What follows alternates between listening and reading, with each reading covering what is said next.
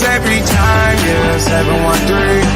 Through the 281, yeah, I'm riding. Why they on me? Why they on me? I'm flying, sipping low-key. I'm sipping low-key and honest, rider. I get those goosebumps every time.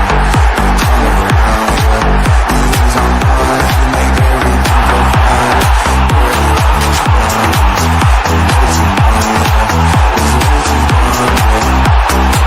I get those goosebumps every time. I need the hype, throw that to the side. I get those goosebumps every time, yeah. When you're not around, we can throw that to the side. I get those goosebumps every time. Up the Mags. Yes, sir.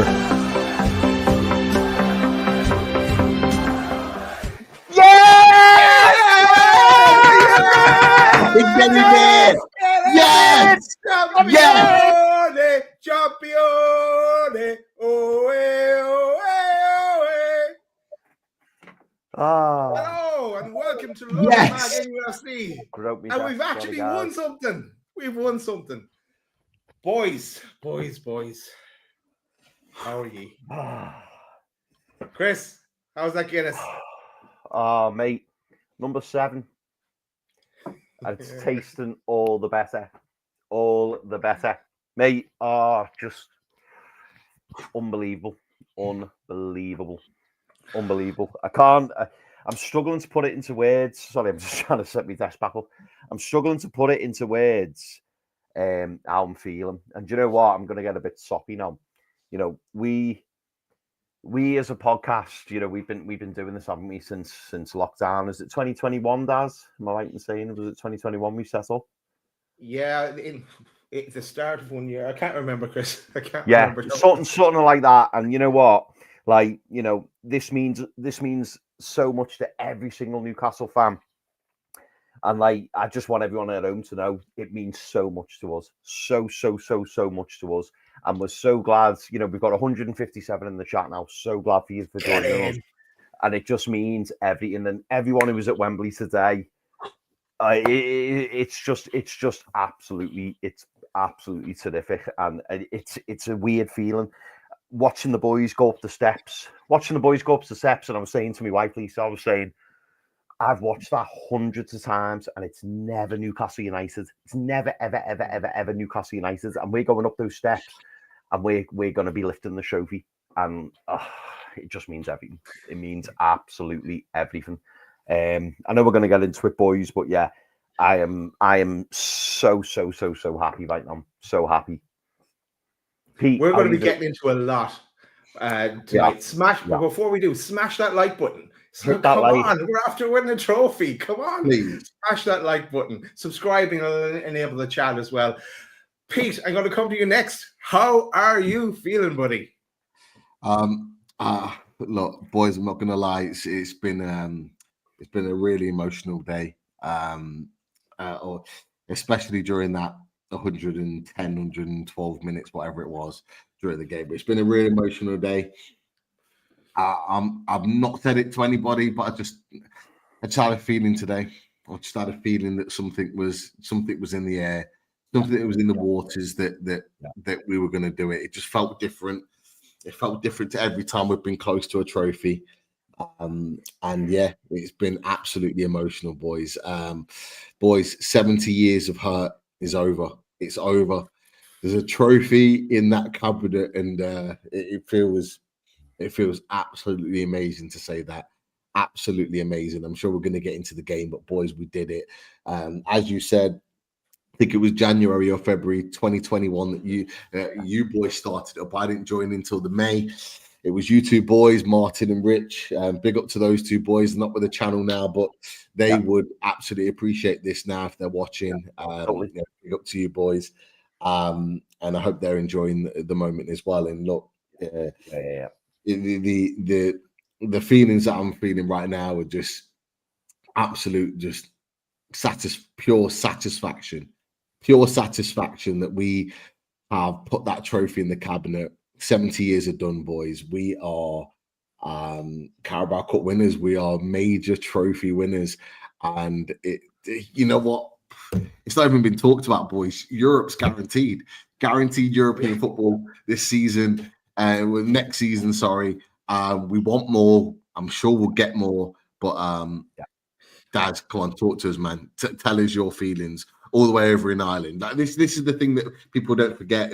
People forget is that, you know, Chris is in Liverpool, I'm in Leicester, Daz is in Ireland. We might not live in Newcastle, we might not be from the city or born in that city, in Newcastle United, the city, but we feel everything that we're feeling right now. Everybody that lives in Newcastle or across the world, we all feel exactly the same now. We're all feeling the passion for this badge, and it means the absolute world to all of us. So Daz, please tell us how you're feeling, mate. First of all, the clock resets. No more hurt. No more counting since Newcastle last won a trophy. Well, yeah, no, Pete. I didn't really let the emotion get to me. I know you boys were getting emotional before the game. I was just saying, the game. Let's focus. Let's focus that way. And I was watching all the build up to yesterday and today, and all in Covent Gardens or wherever in London. It's just the scenes were absolutely unbelievable. But now that you're describing it, I'm just thinking about, like, I've been supporting Newcastle since I was 11, I think 10 or 11, and just the amount of abuse they get in Ireland as a Newcastle fan. You kind of stand out a bit from the crowd. What, you don't support Man United, you don't support Liverpool, and this is the first time we've won anything. And I don't count that Intertoto Cup or that piece of papers that Scott Parker won before. So this is proper silverware, along, of course, the Celtic Cup. But let's get into it. Actually, I'm in a parade tomorrow. I might be walking in a parade tomorrow in full Newcastle gear, bringing this bad boy with me. But boys, do it. Embrace the moment, mate. And I just put on the screen a comment, because this comment from Chris with a K just shares exactly our feelings here. I'm from Guernsey. I feel the passion and love for the club, even though I'm not from Newcastle. And there's so many people across not just this country but the world that feel exactly the same way. And you know, I have to say, and I'm sure you boys will agree, this is why we built this channel. We're not all from Newcastle, but we love Newcastle United every much the same. And there's so many people out there, so many people that connect with Loaded Mag and UFC because they feel that love for Newcastle United like we do. And everyone that's watching, I hope you're enjoying this moment. Boys, let's talk a bit about the game, because it was a very interesting game as well. Let's get into it. This was the team news. And same 11 that started against West Ham. West Ham, the game where I started to believe that we could get something from this today. Up until that point, there was a lot of question marks, but as the decision was made, Popey, he was in goal. I know we debated this. Some may have even called him sick at one point, Chris. But this is the team news. What did you make of when it dropped? Do you know what? I think it's probably fair for me to start first, isn't it? The outside, the players playing outfield to the 10 didn't surprise me whatsoever. That was the 10 that I thought it'd be. I genuinely thought that it should be Martin Dubravka. So obviously when I saw Nick Pope, I was a bit taken aback.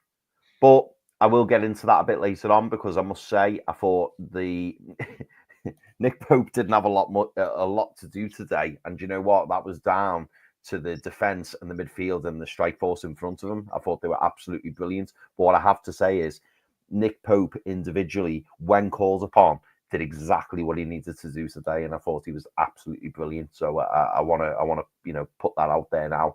But yeah, in terms of the lineup, obviously I wanted to see Martin Dubravka. I saw Nick Pope, but the other lads out there, I kind of felt like that was going to be the team going forward. And yeah, obviously it was nice to see a couple of lads on the bench who I knew would come on and make an impact. And as it turns out, that's exactly what they did. But yeah, that was my thoughts on the lineup initially, Daz. That's one, Chris. Pete, your thoughts? Yeah, not surprised at all. The only question mark in the team for me is what Chris has talked about with Pope and Dubravka. And look, I'm not going to question Eddie Howe at all in that selection, because I think it was fully justified. Well, what I want to say is one thing, and it might not mean anything for the 240 in the chat right now. Make sure you click that like. It doesn't certainly mean anything for the three of us on Loaded Mag NUFC. I do not want to hear any Newcastle fan question our manager anymore, Eddie Howe. Here. Eddie Howe has done what no manager's been able to do in 70 years, is put a trophy in the cabinet. And we have been lucky enough to have some fantastic managers come to this club in that time. Kevin Keegan, Sir Bobby Robson, Rafa Benitez, managers that have won trophies elsewhere for other clubs. Eddie Howe has put that trophy in the cabinet. I don't want to hear a word spoken about this man and questioning this man in his selections, in his tactics, in anything moving forward. And trust me, if I do that moving forward, please question me, please point this out, please clip this and come back to me on this, because Eddie Howe has done what no manager in 70 years has done for Newcastle United, and that deserves the absolute utmost respect for him and every one of his staff, every one of his players.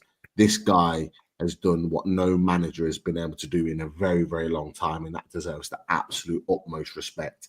Absolute legend. Statue outside the brand new stadium that will be hopefully built in the years to come. So I had to say that. I'm sorry, boys. Pete, can I ask, when you say Eddie Howe, is it this Eddie Howe?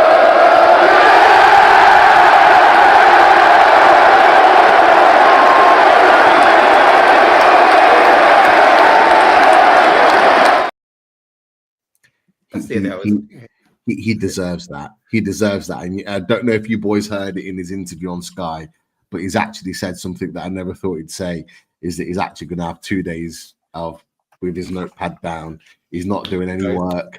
He's going to enjoy the moment for the next couple of days. And you know what? For the hours of work that he puts in and gets in at 7 in the morning, leaves at 7, 8 at night, the effort that he's put in, not only to keep us in the Premier League, to get his Champions League, to get us back into Europe now, that boy deserves it. Fair play to him. Our manager, our fucking manager, get in there. Our manager. Before I go on the team, the Liverpool team, Chris, I think there was something in the chat that you flagged to us as well. Yeah, there is, mate. I'm just in the middle. Let me go to it and you can talk us through it. I think it's from absolutely, mate. Honestly, I was literally just in the middle of saying to you boys, I cannot believe the generosity from Novo Castria, which apparently, and Novo corrected on this a number of weeks ago, saying that is Latin for Newcastle. But yeah, the absolute generosity. He's gifted not one, not two, not three, 50 Loaded Mag NUFC memberships, boys. That the Loaded Mag memberships are $1.99 a month, which is a bargain, by the way. Novo has gifted 50 of them this evening. So Novo, huge thank you for that, mate. It's such a generous gift, and well done to all the recipients of those memberships for the next month. Talking of memberships, we're going to have to do a Loaded membership giveaway. We're going to have to do it. Whether we do it on a spinny wheel, whether we just do an impromptu one in half an hour when I message Daz privately, who knows? But I feel like tonight is the night that we need to do loads of giveaways. But we will get onto that, because today has just been a whirlwind, hasn't it? But thank you so much, Novo, for those. Thank you so much for those memberships. That is so generous of you. Really appreciate it. And thank you everyone as well. We've noticed that there's been a couple of super chats. If you don't mind, as well, I've got the mic. Yeah, I'm gonna pop in with those super chats. Tyson, how are those red mates, Chris? Tyson, the wounded, mate. They are wounded. I've had a couple of people coming back to me saying we don't care, it doesn't matter, which we all know is a load of toss. We all know that. Feeling very bitter about obviously tonight's results, but I've had a couple who have taken the medicine tonight, and they've said to me, "Do you know what? You fully deserve that," and we absolutely did. We absolutely did this evening. But yeah, Tyson, there's a few rattles and a few who are very humble about it, knowing that they've already won the Premier League. So yeah, way NFFC, I love that. Big congrats on your win away, the lads. Thank you so much for that, way NFFC. Congratulations on your win yesterday against Ipswich. A very, very good result. Yeah, very, very good result. But thank you so much for the super chat, mate. Fully appreciated. Really kind of you. We've had loads of current members who are all taking the opportunity to kind of get a shout out, and why not? So we've got Zernika Sounds. I mean, sorry, Zernika. I hope I pronounced that right. He's been a member for 2 months, and he says, "Toon, Black and White Army." Lovely, mate. Lovely. We've also got Brett C. Jimmy Nails 71st was written in the stars, and Brett C's been a member for 35 months. So thank you very much for that, Brett C. Good man. Loyal member in the chat. And another, talking of loyal members in the chat, Shane Mawson. Champions. I don't know what time it is in Australia. Hey, don't know what time it is in Australia, but I bet he doesn't mind getting up for this. I bet he doesn't mind getting up for this. To bed. For people like you, Shane, been there from the beginning, unloaded Mag NUFC, a massive supporter of Newcastle United, just like us and everyone else in the chat right now. This for people like you. Get in there, Shane. Love it. Totally, mate. Couldn't agree more. Talking of again, longer members, we've got here a member for 32 months, Gally, champions. Absolutely right, Gally. We are champions. Absolutely, mate. I still can't believe we're saying it. Tyson again, popping in there, and Tyson says, "Get in, lads, can't believe it." Totally, mate. And Tyson, as it shows there, has been a member for 16 months, a top man. And Samsonite Dove, who's been a member for 2 months, Samsonite says, "Tears are wet no matter where you're from." So true, mate. So true. So true. Chris, but yeah, anybody, if you want it. I was going to say, if you want your questions, if you want any questions, get them in on a super chat. We're going to be reading out super chats as soon as they come in. So if you want to get them super chats in, please do. If you want to buy us a beer, I'm on number 7. If you want to buy me another one, you know what to do. Hit that QR code, and it's there. The QR code down there. And obviously, we've got our loaded merch on the other side. But that's if you want to buy some loaded merch. But anyway, sorry, Daz, you were saying. Buy these boys a beer. Buy me a brandy. Buy these boys a beer. Buy me a brandy. Oh, hang on. Someone has done just that. What's this? Jeannie Esther. Jeannie Esther, one of them. Keep up to great work, Jeannie Esther. Top man. Thank you so much. Thank you, Jeannie Esther. Another loyal member of the channel. Not the only one. Oh, Colin. Colin without a question. Future form. Thank you, Colin. Nice one, Colin. Chris, we might have a spinning wheel, but we'll have to do a question or something, give away something tonight. Maybe I'll think of something. For the members. Yeah. Just pick of something. We go for it. I will think of something in the background. Okay, let's go back to where we were. This is the Liverpool team as well, boys, who took to the field. Of course, Kelleher, Earl actually flagged that to us, Pete, that he thought Kelleher would start instead of Allison, and Kwanzaa we thought was going to be in there. So, but yeah, was Mo Salah there? Anyone see? I don't remember much of him. I didn't see him. Either. There's a reason. Too many Ballon d'Ors that way. There's a reason for that, boys. Tino fucking Livramento. That boy. Wow. And you said it, Chris. You said it about him playing left back. Defensively. Left back. You said it. I questioned him in his attacking performance against West Ham, but you made the point in the review. You said about how good he is defensively and how good he was defensively. Boy, was he that way today. Unbelievable. Superb. Yeah. All right, boys, we're 20 minutes in. We might kick off the game. The Scars were out in action as well. The Scars, and a brilliant touch from Stella as well, but putting the scarf on all the seats. And boy, did everyone use them as well. A great sight to behold at Wembley today. Let's get into it, boys. Here we go. 70 years of heartache. Is this our day? Spoiler alert. It might have been. 3 minutes. After 3 minutes, half chance for Barnes. Murphy ball in. Connection wasn't great from Barnes, but it was a difficult one to try and get on the end. Tino started well on the left-hand side, moving forward and was winning free kicks. Barnes and Isak, they were kind of switching at times as well. Isak would go out on the left and Barnes would come play through the middle, but then revert back. Patience from Newcastle. The pounce when in range to reclaim the ball back.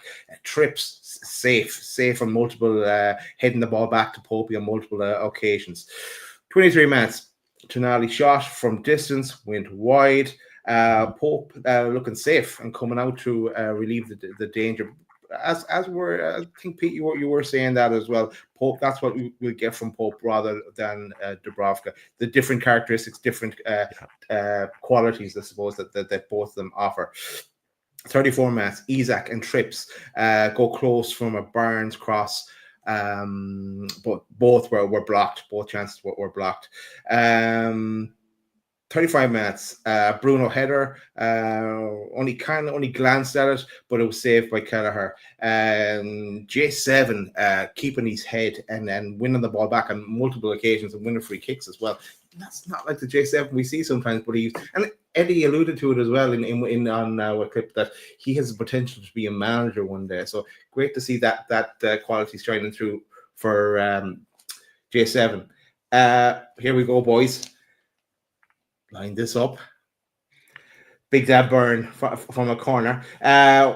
What a header. What a class header from Big Dan Burn. A Shearer-esque type header. Trips with the corner and a bullet header from Burn to make it 1-0. We've got our goal at Wembley, the first since 1976. And Alan Growling, start to believe, boys, because we are 1-0 up at this stage. I want to get your thoughts on Big Dan Burns' goal, boys. Yeah. Do you know what? I'll be deadly honest with you. Do you know what my first feeling was for that split seconds, other than the fact that we scored? I was absolutely raging at myself that I never had to bet on Dan Burn to score, because he's got his England call up. He's absolutely buzzing. And Dan Burn, as we've said numerous times on this channel, and I think, by the way, when boys tell me if I'm wrong, I think he's absolutely cemented that now. We spoke about either Dan Burn or Lewis Hall being named player of the season. I think Dan Burn has just cemented himself as player of the season. Like, it was an incredible header. And how often, boys, have we been on this podcast and we've said so many times, Dan Burn should be doing better at set pieces. Dan Burn should be winning the ball better at set pieces. And then he goes and produces a header like that. A header like that, which, as the commentators rightly said, you know, he's a good like 16, 17 yards out at a funny angle. The ball gets whipped in and he rises like a salmon and just like throws his head. Even when I watched the replay, I thought, has he misjudged it? Is he slightly, you know, is it a little bit lucky? No, he's followed the ball all the way through the air and he's literally made the perfect connection on it and directed it into the bottom corner. It's an absolutely wonderful header. It's a wonderful header. And you know, we've been working on set pieces for God knows how long, and I heard the commentator trying to give Jason Tyndall credit for set pieces, and I thought, okay, let's not go too heavy on this. But you know, because we are Newcastle fans and we have been moaning a little bit about our set pieces, but that set piece was absolutely brilliant, and Dan Burn did so well to direct that header and put so much power on it. Because not only did he try and change the direction of the ball, which he did, but he also put a little bit of power into it. And Kelleher literally had no chance. He had no chance with that header. It was a wonderfully executed header. And you know what? It couldn't have come to a more fitting person than Dan Burn, who, you know, got his England call up this week. First time playing for his national side. And is he, 32, 33 years old? Absolutely delighted for him, and it just shows all the youngsters out there, sound a bit cliche now, all the youngsters out there who don't believe they can go on and do it. Dan Burn is absolutely living the dream this week. Not only is he playing in the Premier League for his hometown club and winning the Carabao Cup for the first trophy in 70 years, or the first domestic trophy in 70 years, he's getting an England call-up and he's scoring in the Carabao Cup final at Wembley. Absolutely delighted for him. Brilliant header, brilliant goal. Love it. Pete, big Dan Burn, burying it. Mate, honestly, it was an unbelievable header. Just shades of Les Ferdinand back in the day. I think it might have been Bolton away. Les Ferdinand scored an absolute bullet header. Like you said, Chris, he comes in, but he doesn't just kind of let it bounce off his head. He gets something on it. Yeah, he puts that power. It's the power that he puts on it that beats Keller in that corner. And it had been coming. They talked about it on commentary. They were mentioning it during the game that we were getting a lot of joy that Dan Burn was winning the headers. It was a clear tactic. And this is what our manager does. He sets a plan in place. He has a tactic in place to be able to win the game. It's either in-game tactically or it's through a set piece. This man knows what he's doing. And he absolutely, it absolutely works to a T. And it's a bullet header. Absolute rookie mistake, Liverpool, and they didn't learn from their mistakes. This is the almighty Liverpool. They didn't learn from the mistakes that put McAllister on Burn. Burn says, "Thank you very much. I'll take that all day long," and he bullets it into the far corner. And you know what, boys? It was absolutely everything we deserved, because I said to you boys, probably about 35 minutes in, we were by far the better team, by far the most dangerous team out of the two at that moment. Attacking wise, creating more problems. Liverpool hadn't put a patch on us at all, and it was all Newcastle United, and everybody knew it. And we just needed that goal to really kind of typify the fact that we were the better team in that game. And when he puts that in, you just start to believe. You don't want to believe because you know there's so long left in the game, but you just believe at that point that could it be our day? And yeah, what a feeling seeing that go in. It had been Rob Lee semi-final against Liverpool, and not Liverpool, sorry, Chelsea, when he scores that big header over 20 odd years ago.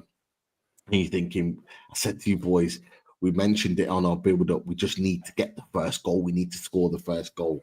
And that just set us up absolutely perfectly. What a header.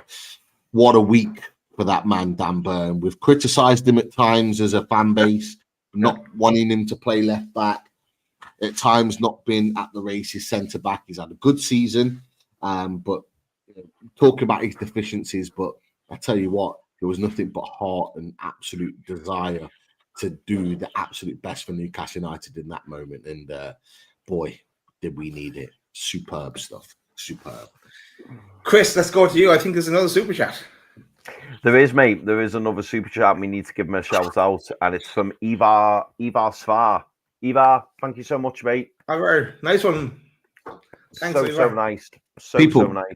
Put a question in. If you're going to put a super chat in, people, and the super chats are open, as you can see just below me on that screen across the band there. Put a question into the super chat. Put a comment in. Comment whatever you like. Put it straight up for you. Make sure you do it. Yeah, totally. And also, just to add in, Gary D, he said he's waited 58 years to see that. And Gary, it's been a long wait for a lot of us, mate. An absolutely long wait. And my, was it worth it? It was absolutely worth it. But Gary D, member for 37 months. Thank you so much, mate. And yeah, I'm really, Chris, really pleased. I'm going to come with a question to you before we carry on with the match. How's your dad after that? Like, your dad, obviously born in Newcastle. How is he? What's the emotion like after that? Do you know what, mate? It's mad. I spoke to him pre-match. I decided not to go out with him today only because I was feeling a bit under the weather. And I was feeling, and I've said this to you boys as well, and I don't mind admitting it on stream. I was feeling a little bit sorry for myself after Cheltenham. So yeah, I decided not to go out today. So I stayed in the house and drowned my sorrows with Guinness. But funnily enough, I've not actually had a chance to speak to him yet. I've spoken to a few people. I've spoken to my gran. I've spoken to my 92-year-old gran. She absolutely delighted. I've spoken to my auntie. I've spoken to my mum. But I've not had time to speak to my dad, but I'm Not sure I yet. will. Post Tonight is show, good. I'm sure I will give him a ring. Yeah, totally. What before the half ended, lads? Liverpool Daz. decided to wake up. Yeah. Sorry, one very quick one. We've got another super chat, and it's from Jeff. Our big man Jeff. Jeff, get the questions in, mate. Get the questions in. Love you. Or comments. Love you, or Jeff. Do you want a question from Jeff, though? A question from Jeff could be well, anything. It could be Can absolutely I just say, sorry, boys, can I just say, like, Jeff, he's been a huge supporter of the channel for so many years now, and obviously had some difficult moments, and we've kept in touch with him. So, you know, hopefully this moment means the world to you, and obviously you're able to reflect positively on this moment for the difficulties you've had in recent years. Jeff, we love you. You're a great character. Hopefully we'll see you more in the chat week in and week out. But yeah, I just wanted to say that because he's a super supporter of the channel, and we love you to bits. Love you. Cheers, Jeff. I'm sure he still mentions stones every now and again to you, Pete. Right, let's move on, because Liverpool decided to wake up a bit and they have a chance of their own right before half-time, but that took us to half-time, and we're 1-0 up going in at the break. Liverpool, we know they're going to come at us in that second half, then building on that chance. But 51 minutes, Isak has the ball in the net, but it was it offside? Goes to VAR. No, it wasn't offside. Isak was onside, but Bruno was apparently blocking Kelleher's view. Now, Kelleher was still able to make the save and parry the ball out into Isak's path, who buried it. But should that have stood, lads?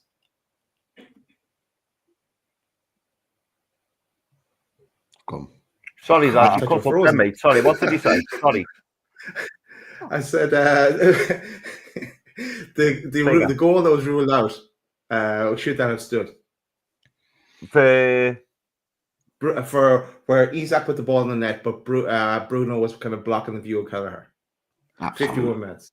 Absolutely. Mate, do you know what? I be honest, Pete, I had doubts over that, you know.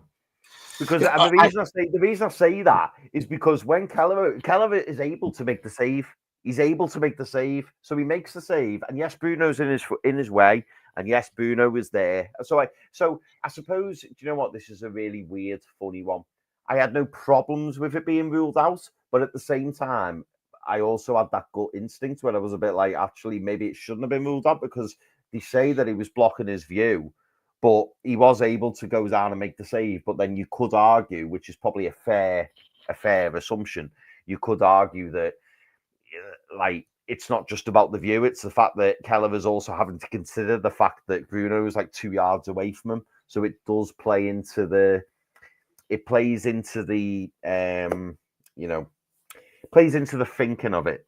So I understood why it was ruled out, although what I did find strange was how quickly it was ruled out, because we saw, didn't we, a bit later on down the game, which I'm sure we're going to speak to, which I'm sure we're going to talk about, you know, certain decisions were taken 4 to 5 minutes. That took that was like the quickest VAR decision I think I've ever seen.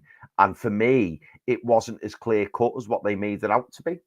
But that was just my opinion. I thought it was a little bit more open than maybe what it should have been, is what I'd say. Pete, your thoughts?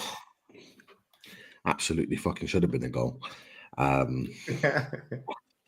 I'm going to say that now in hindsight, the fact that we lifted the trophy, but of course it should have been a fucking goal. But beautifully work played. Everyone thought that at half time we got the goal and we were just going to sit back. Not a fucking chance.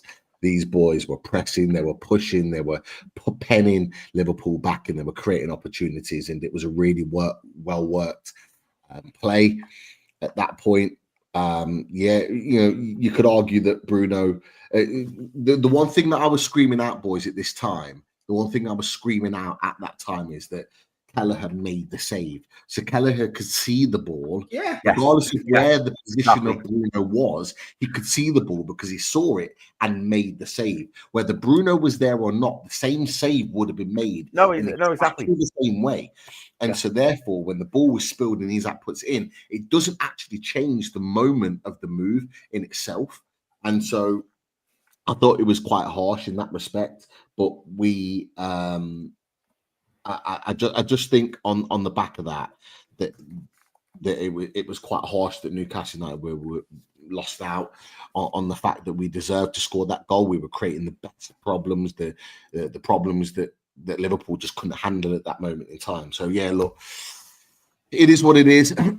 It is what it is. But I still think it should have been. It should have been. It should have been a goal. It should have stood. I'm just going to flick this up now because there was another super chat. I don't know if you already did it. Yes, get it in, Pete. Get it in.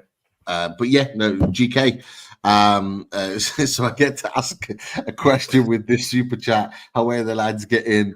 That's my question. It's not a question. It's not a question, GK. It's a statement. How are the lads? Get in there. Get in there. And everybody else that's watching, 300 and plus in the chat, and many more that I think will filter in as they're coming out of Wembley and on their way back home. Make sure you put a super chat in there, ask your question, put your comment in. We will get it up as soon as we see it. It is an amazing, amazing feeling. Let's all embrace and let's all enjoy it all together. But that was my feelings on the goal, lads, the goal that wasn't. Daz, talk to about your feelings on. For me, it should have stood as well. Obviously, I'm going to say that as well. But no, like if he was able to save the shot from coming in, and so Bruno wasn't in the way. But I suppose technically, you know, it doesn't really matter now. But at the time, I was thinking, this is going to come back to haunt us. But Hold on. What? Stop it again. Yeah. Another super chat, boys. I'm gonna ask this Leon. question to you. Oh. I mentioned it earlier, lads. Leon, absolute legend. Always supporting the channel, putting super chats in now and again. With the Europa League, is it Europa League or Europa Conference? I believe it's Europa Conference. Conference. It's a great question, though, Pete. It's a great question. Yeah, great question. Okay, boys. I'm gonna say with Europe secured. Get in there. Get in. Europe is secured. Would you be happy with that, or do you want more, boys? Do you want more? You want more? Yes. The timing was perfect, Daz. The timing was absolutely perfect. I didn't think he was doing it. I didn't think he was going to do it. We're coming for more. Do it. It's not over. It's not over. Look at the results, both today and yesterday in the league went our way as well. But we've got to get back. We've got to celebrate this first, okay? Then we've got to try and switch gears and get back for. Well, we've got this internationals as well. It's a nice little break, so that'll give plenty of time to celebrate and then get back into it. But no, there's nothing stopping us going on and trying to clinch Champions League football. But we've got Europe secure, and that is great. A great feeling to know that. But it's not a gamble now. It's just go out there and go for it. Try and get one better. Try and get two better in getting a Champions League football. So we're well capable of doing it. We're beating the champions, the best team in England. We've beaten them today. So why not? And that's with the players missing as well. So bring it on. But thanks, Leon. Do you know for me? Yeah, thank you very much, Leon. Do you know, for me, Leon, is very quickly, it's quite simple for me. And I've thought this now for a few weeks. I always felt like I wanted to get this game out the way. And that sounds awful. Not because I didn't think we were going to win it, but just for the fact that this has been a distraction for the last few weeks. Eddie can say it wasn't. The players can say it wasn't, but it was. Now we've secured that trophy. The trophy's in the trophy cabinet. Oh, hang on. The trophy is in the trophy cabinet, as Alexander Isak would do. It's there. It's done. It's in there. Yes, now, it's about looking at the next 10 games. 10 games. And boys, you know, we were talking about this pre-match, weren't we? When you look at our next 10 games and you compare that to the 10 games of other teams around us, so the likes of Chelsea, the likes of Bournemouth, the likes of Brighton, the likes of City, you've got to look at it and think we're in with a chance of getting this top 4, top 5. We're very much within a. We show our boys, and I think now that this is parked, and don't forget we've got a week off. Dan Bain can go away with Thomas Tuchel. He can go and enjoy himself. Our next game, I believe, is going to be on the 1st or the 2nd of April. It's around then. We've now got a little bit of downtime, a couple of days off for the boys. Go and enjoy yourselves. Get back to work, and it's back to the Premier League. And if we go and secure Champions League football this season, imagine that, a Carabao Cup and Champions League football. Absolutely. That's what I want, Leon. And I'll be honest, Leon, for me now, looking at it the way I'm looking at it, the worst case scenario for me is Europa League football. I'll be deadly honest. I know we've secured Conference League football. I want minimum Europa League football, but really I'm after Champions League football. You have this, but do you want to gamble for this? And it's not even a gamble because it's there. It's banked. It's banked. So we can move on. We've got nothing to lose, basically, really. So why not just go all for it? But honestly, Dad, you've absolutely hit the nail on the head. We have absolutely nothing to lose right now. Absolutely nothing. We have got European football secured. That was the remit, the minimum remit going into this season. Not only have we secured European football, we've put a fucking trophy in the cabinet, boys. We've done the double whammy in one day. We've put the trophy in the cabinet. We've secured European football, and I said it. I think I said it on the talking tune with Fumby Johnny, Specs, and the lads as well, Jordy Joss as well.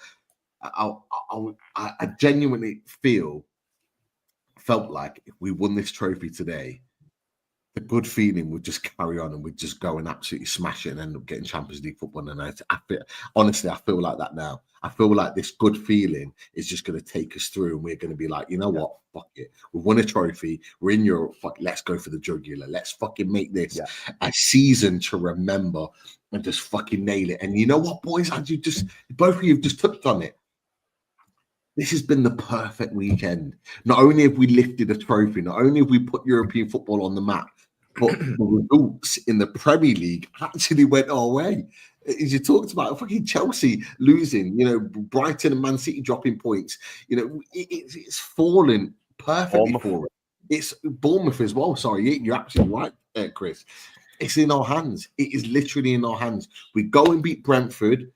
After the international break, I think it's on the Wednesday afterwards. We don't play on the weekend because of the FA Cup, and then it's the Wednesday afterwards. We play Brentford at home. The first game back after the international break. Go on, Daz. Talk to us. Stop everything.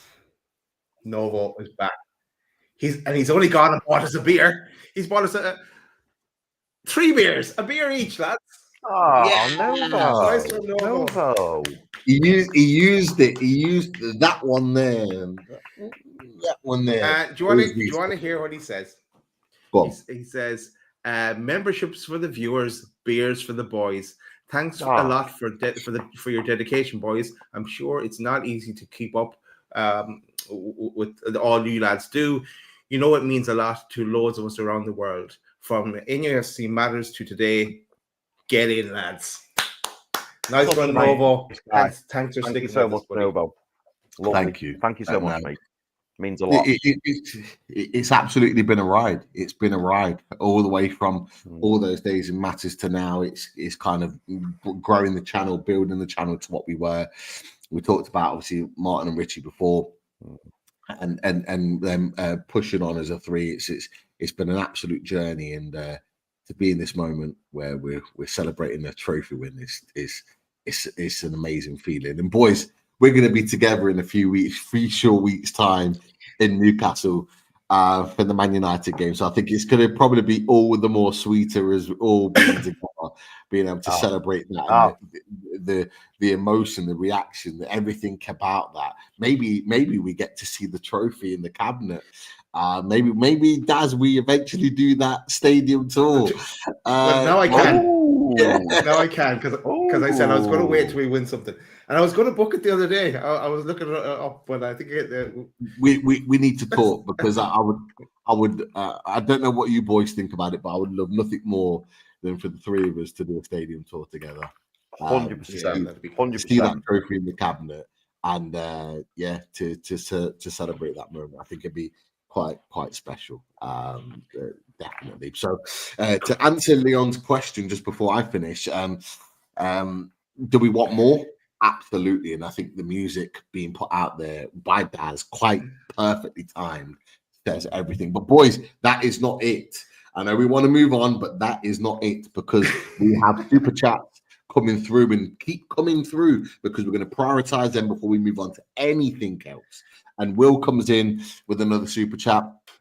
Do you think J7, Joe Linton deserved the 7.1 mark from SofaScore? Haven't seen it personally. Will, I personally thought he bossed the midfield. They couldn't handle him. Boys, talk to me about Joe Linton's J7. He was simply sensational. Talk to me, lads. He was Pete, and Will, he was absolutely class today. Look, he kept his head as well. The amount of interceptions, and he won back. And then I've mentioned it in my so far. He won free kicks as well. He celebrated the tackles as well. It was Gary Neville that said he got a hat trick of interceptions and tackles at one point.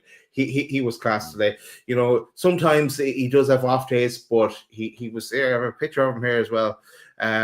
J7, he was absolutely class today, and celebrating some of those tackles and interceptions. So no, he definitely deserved a hell of a lot higher than a 7.1 mark, for sure.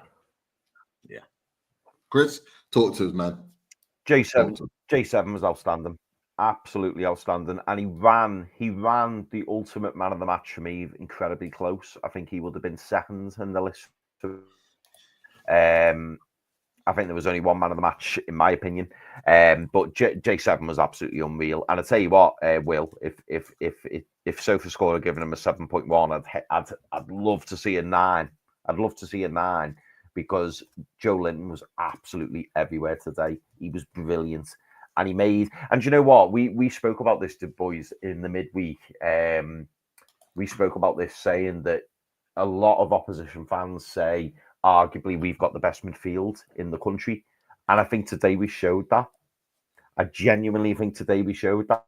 We turned up, the three of them, and we made Liverpool look average in the middle of the park. And if you can nullify Liverpool and make them look average in the middle of the park, that's the kind of performance you get today. That is the kind of performance you get today, because, you know, even just looking at the first half stats, and that's kind of where we are at the moment, Daz, but even looking at the first half stats, Liverpool had one shot off target in the whole of that first half.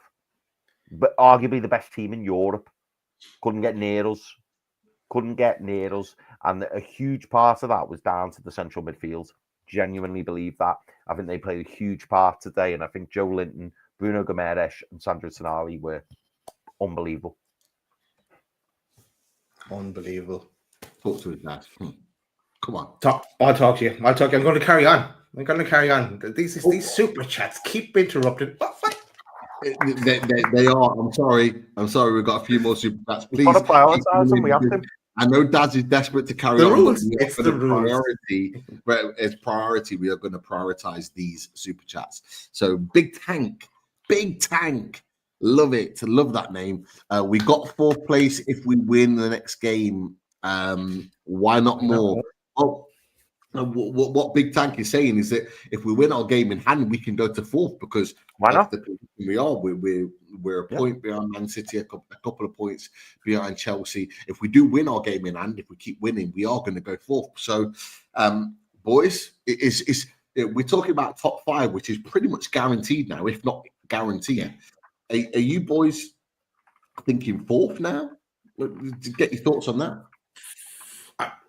I'm not at the moment. I'll take fourth if it's being offered to me, but I'm thinking of fifth. Eyes on the prize of fifth for me. Keep working towards that, and we'll see how it falls. But no, keep focused. After this, celebrating this, keep focused and see where we end up. Chris, your thoughts, mate? I think fourth's within our grasp. I actually think third's within our grasp. I think Arsenal beating Chelsea was a huge result today for us. Even though we were all secretly thinking it would be really funny if Arsenal were dragged into it. It really, if you kind of take a step back and look at it, the bigger picture, the best result today was Arsenal beating Chelsea, keeping that third to fifth spot really, really wide open. I know Forest had a huge win at the weekend against Ipswich. It was a really good result. There's still a lot of football to be played.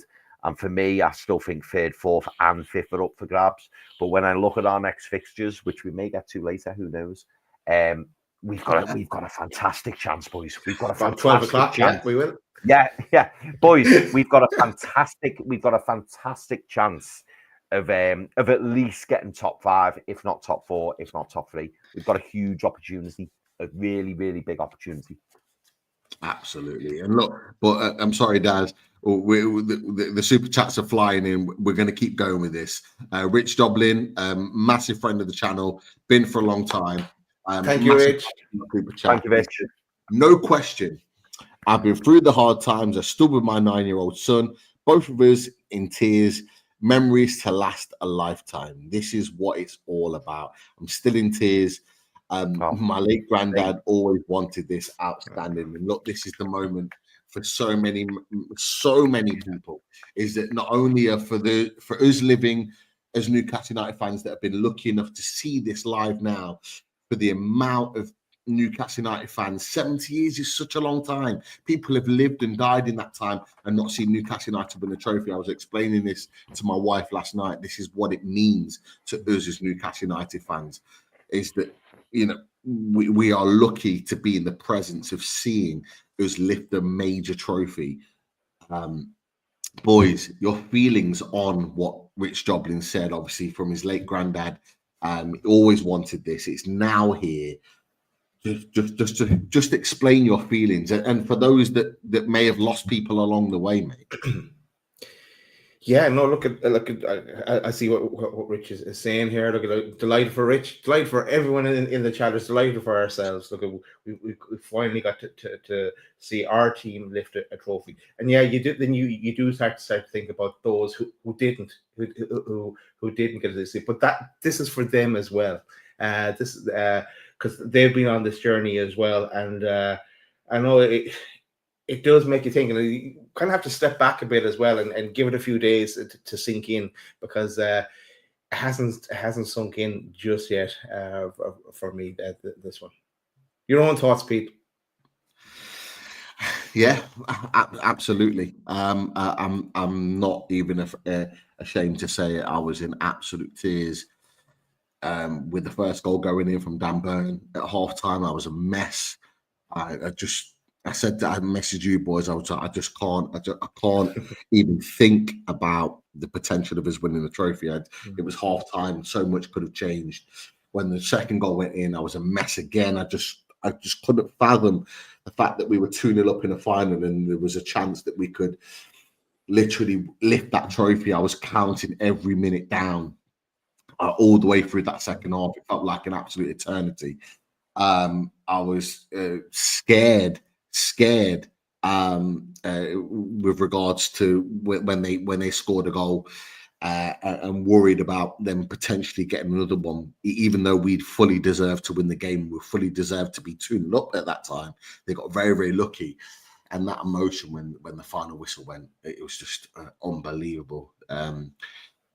You think about the years that you've gone through supporting the club. You go through the years, the traveling, the games that we've gone to. Daz, you've talked about the games, European games, the other games that you've been to over the years. Chris, the same. Yeah. I've talked about it the same. Funnily enough, I was looking at my UEFA Cup semi-final match ticket. I've got it in the other room. You know what? I'm going to grab it in a second. I've got it in the next room. I found it. It was at my dad's place. It was plucked out about 6 months ago. I need to dust it down and put it into a folder, but I'm going to grab it to you and I'm going to show it to you in a second. All of those moments that we've been through. I thanked my brother today, Lee. He messaged me. He's in London. He's doing some stuff for TalkSport tonight, and he messaged me and he said, "I can't believe it. I'm so happy for you guys." And I said to Lee today, I just said to Lee, "Thank you." As my brother, he's 5 years older than me. I said, "Thank you for allowing me to be able to be a Newcastle United supporter." For anyone that doesn't know, for anyone that's in the chat today, he is the reason why I support Newcastle United. He took me to games when I was 7, 8, 9, 10 years old, when I wasn't old enough to go on my own, and he would take me to games. And he would take me to games in the home end, in the away end, when you could actually celebrate back in the day.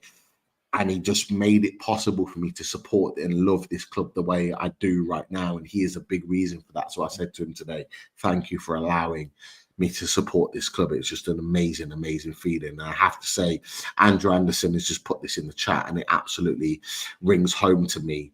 Everything, and we put super chats in we're only putting super chats on the screen, so putting super chats in, but I had to put this on because yes, of course, for anyone that's been with us from the beginning, Chris was a very, very special person to us all. We met him on Matters. He used to come unloaded in our early days. Sadly, he passed away a few years ago, and he's sorely missed. And so people like himself, for people like Dave as well, who was part of the channel way back when, that passed away, and those people that are not with us. Yano just put in there Stu Flyboy and others as well. Bruce out. Yeah, absolutely.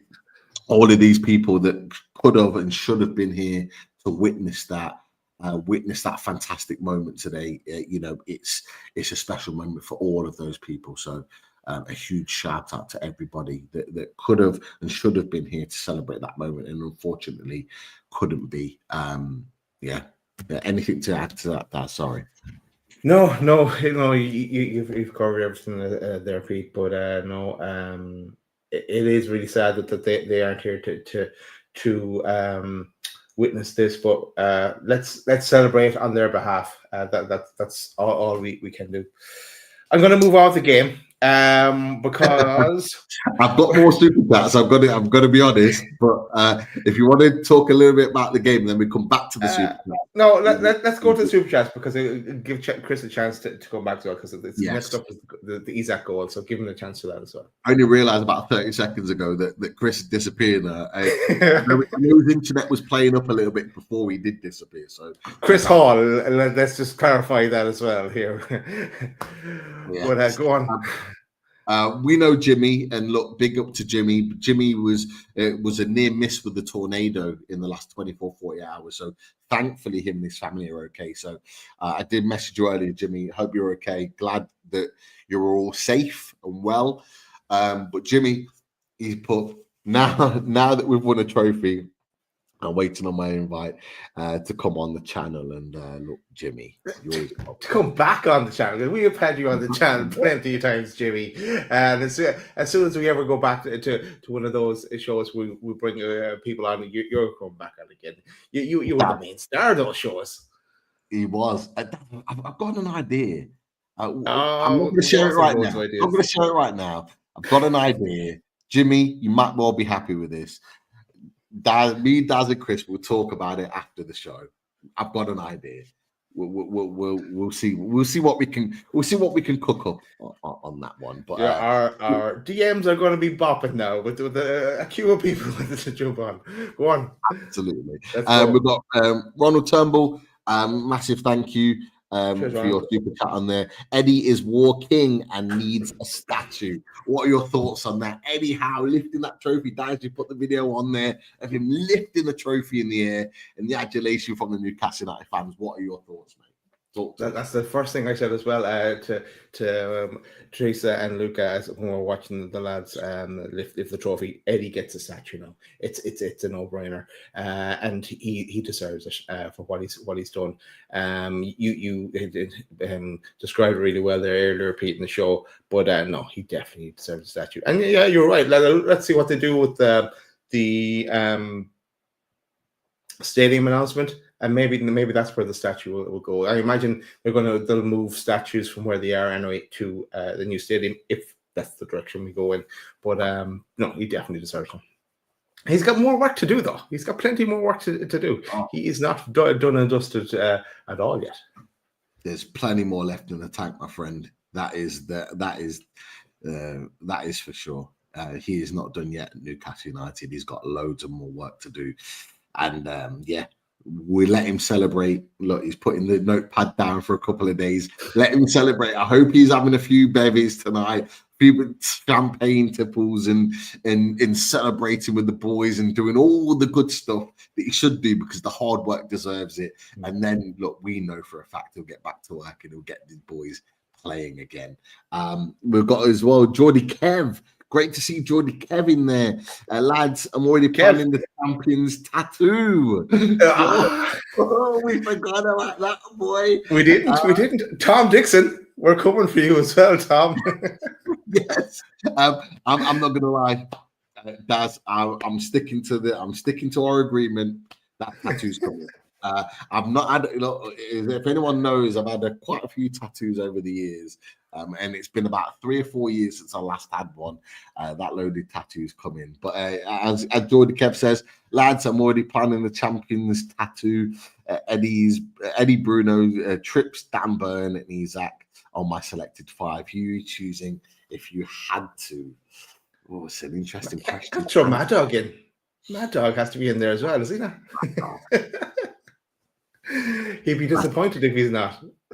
But no, that's it. Yeah, send us a picture, Kev. When you get it done, send us a picture. We want to see that. We want to see what you've got planned. Absolutely, mate. 100%. And Ronald back again on the screen, and I think this is quite timely because I think Chris is just about to come back. He's just simmering. It's just simmering. He went for another Guinness, I think. That's right. Grabbed another Guinness. Why not, eh? But Ronald puts Big Dan Burns statue in Blyth. Yes or no? He's back. Yes. The boy yes. Back. Yes. Chris. Why not?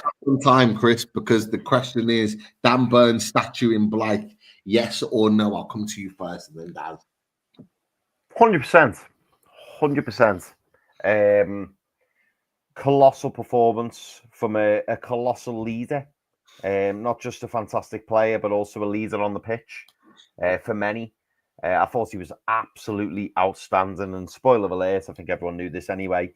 He was my man of the match. And I think he was awarded man of the match from what I saw with that trophy. Absolutely unbelievable. He was so good. And just to think, we talk about getting a player for the steal, £13 million from Brighton. Absolutely wonderful. Brilliant signing. We'll all, acknowledge the fact that Dan Burn probably hasn't got many years left at the top flight. But I tell you what, even if he doesn't go into next season as the number one first choice left centre back, he's bowed out at the very, very top there. Absolutely unbelievable. And anyone questioning or anybody asking, should we keep Dan Burn for another year? That's why you keep Dan Burn for another year. That is why you keep Dan Burn for another year. Absolutely brilliant. And I'm delighted for him, delighted for his family. It's wonderful. Wonderful. And yeah, I would give him a statue in Blyth. Totally Ronald Turnbull. Absolutely. I would also give him a statue in Blyth, Chris. And just what you're describing there about potentially mightn't be our starter next season. I would not rule him out, because I remember listening to Pod in the Tyne, and George Colkin was talking to his dad, and every time his place comes under threat, he steps up and lays down that challenge, because it was talking when Botman comes back, would he lose his spot? And he's dead strong, and he was partnering with Botman for a while, and no, long may that continue. Absolutely, mate. Any more super chats, Pete? Or are we moving on? I think we're good on the super chats. We can move on. Sorry, fella. It's been a while. We'll move on. We'll move on because we haven't gone too far, Chris, since you left. Because next up is the Isak goal. Whoa. Hold on a second. He's highlights not watching as I'm in town, but get in there, crowd all evening from Nobby Clark. Big supporter, always putting in comments. Yes, get Nobby. in there, lads. Just a little shout out from Nobby Clark. So sorry, Daz. No, top man. No, right. I'll start up. We got caught again. Right, Barnes to Tino down the line. Murphy knocks it down. Isak applies the finish, and this time it counts. Isak with the goal. Newcastle and here comes the celebration. Newcastle are 2-0 up, boys, and we play Isak's goal celebration here. 2-0 up in the League Cup final after 52 minutes. Thoughts on the goal, and what are you thinking, boys? There was a little clip. Obviously, elated, went berserk when the goal went in. I watched the replay, and there's a little moment, and you see Virgil van Dijk with his head in his hands because he knows he's given him half a yard. He's given him half a yard, and he's been punished. And for me, that was everything, because I knew every Liverpool fan will be watching that and thinking, yeah, he's done us again. He's done us again. And that's exactly how I felt at that moment. Like, we knew we all know, and we've all spoken about the fact that Alexander Isak is if not the best striker in Europe, one of the best strikers in Europe. And tonight he proved it. He absolutely proved it. In the moments that matter, he stepped up, and his class told. When they showed the replay of the goal, he's up close with Virgil van Dijk, and then he just takes a couple of steps back away from him. And that creates a little bit of space. And when the opportunity comes and the ball comes in, Alexander Isak pounces on it. And you know, as soon as he strikes the ball and it hits the back of the net, you see a Virgil van Dijk like that, because he knows that he's let him go. And unfortunately, hopefully I'm going to make Virgil feel better when he watches this back. That's what the best do. So, Virgil, don't feel too down in the dumps. You've been done by utter sheer class, mate. So don't worry about it. That's what happens when you play with the big boys. Alexander Isak, absolutely brilliant goal. And I know probably in a little bit more time as well, Daz, there was another opportunity he had. And I'll tell you what, he nearly put that away as well. It was close. But no, absolute moment of quality. May not have looked quality at the time, but that little moment, that little movement away from Virgil van Dijk to then create a little bit of space for himself to then put the ball away in the back of the net. Not every striker does that. You're not getting that from every striker. And it was brilliant. It was pivotal because it puts us 2-0 up. It was a great moment. And I made up Alexander Isak's score because it just goes to Liverpool. Look at what you'd love, and you can't have it. Yes, Pete, I'm going to come to you as your thoughts. If you haven't, if you've forgotten, only 2 minutes before that, he had the ball, and that's what was ruled out. So 2 minutes after that, he goes and does that. The Iceman delivers on the big occasion. Thoughts on Isak's goal? He's just world class. He's world class. He didn't get necessarily a sniff or two in the early parts of the game. Liverpool would definitely set their tactic up to stop him playing, which allowed others to get more of a foothold in the game. But Alexander Isak will always create himself a moment, and you've touched on it before. The movement that he does to create that space to finish. He's playing against arguably one of the best centre-backs in the world, and he makes it look easy. He should have scored 2 minutes before that, but then the ball comes into the box. It's a great knockdown for Murphy. You know what? Big up to Murphy, because his celebration was unbelievable. He just keeps doing it. Jacob Murphy, for all the frustrations, he gave the ball away so much today, and I was going mad, frustrated with him, because we just wanted to hold on to that 2-0 lead and 1-0 lead at the time for so much. He needlessly give the ball away, but that getting up ahead of Robertson and just getting that knockdown that just allows Isak to get in there, and that partnership of Murphy and Isak has just been wonders this season. That is just connected again and allowed Alexander Isak to effectively score the winning goal, which is just an absolute superb, special moment. So, look, Isak deserved that moment. He deserved the goal. He deserved the celebration. Standing up on the sponsor boards and the arms out, as you've just put on the screen a minute ago, that he deserves that moment. He is the best striker in world football. There is no doubt about it. In my mind, there's no doubt about it. In anyone else's mind, people can throw out to me stats, and people can say, "Oh, so and so scored more goals. So and so's got more assists." I don't care. He is the best striker in world football. There's no doubt about it. And Alexander Isak, on the biggest stage possible, when there's a trophy on offer, he's produced the moment on the biggest stage. And for me, European football being solidified, him picking up the trophy, as you've just put on the screen, Daz, perfectly timed as ever. That just solidifies to me that Alexander Isak is not going anywhere. He is a Newcastle United player. Stop chatting all this shit about going to Arsenal and Liverpool and all this crap. He is staying at Newcastle United. He is signing a new contract. There is nowhere else he'd rather be. He's happy. I put it out there a couple of days ago. He said it on his presser. He's now backed it up with a performance, backed it up with a goal, and more importantly, put that picture on again, Daz. Picture on again. He's backed it up with a trophy. Get the fuck in there. Love it. Love it. Every minute. Boys, I wanted to jump in at this moment, since I was talking about Isak.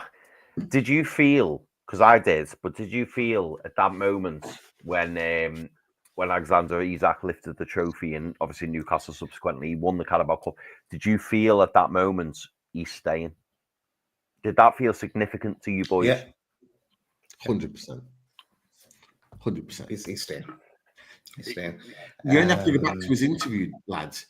The interview said he came to the club because he believed in the project. He believed in the fact that we were looking to compete for trophies. He said he's happy at the club. He's happy at the club. He's loved at the club. He's happy here. We're fighting for titles, it was his words. We're in the Carabao Cup final. We were in there 2 years ago. But what we've done since that Friday press conference, we've backed that up. We've put a trophy in the cabinet. Delivered.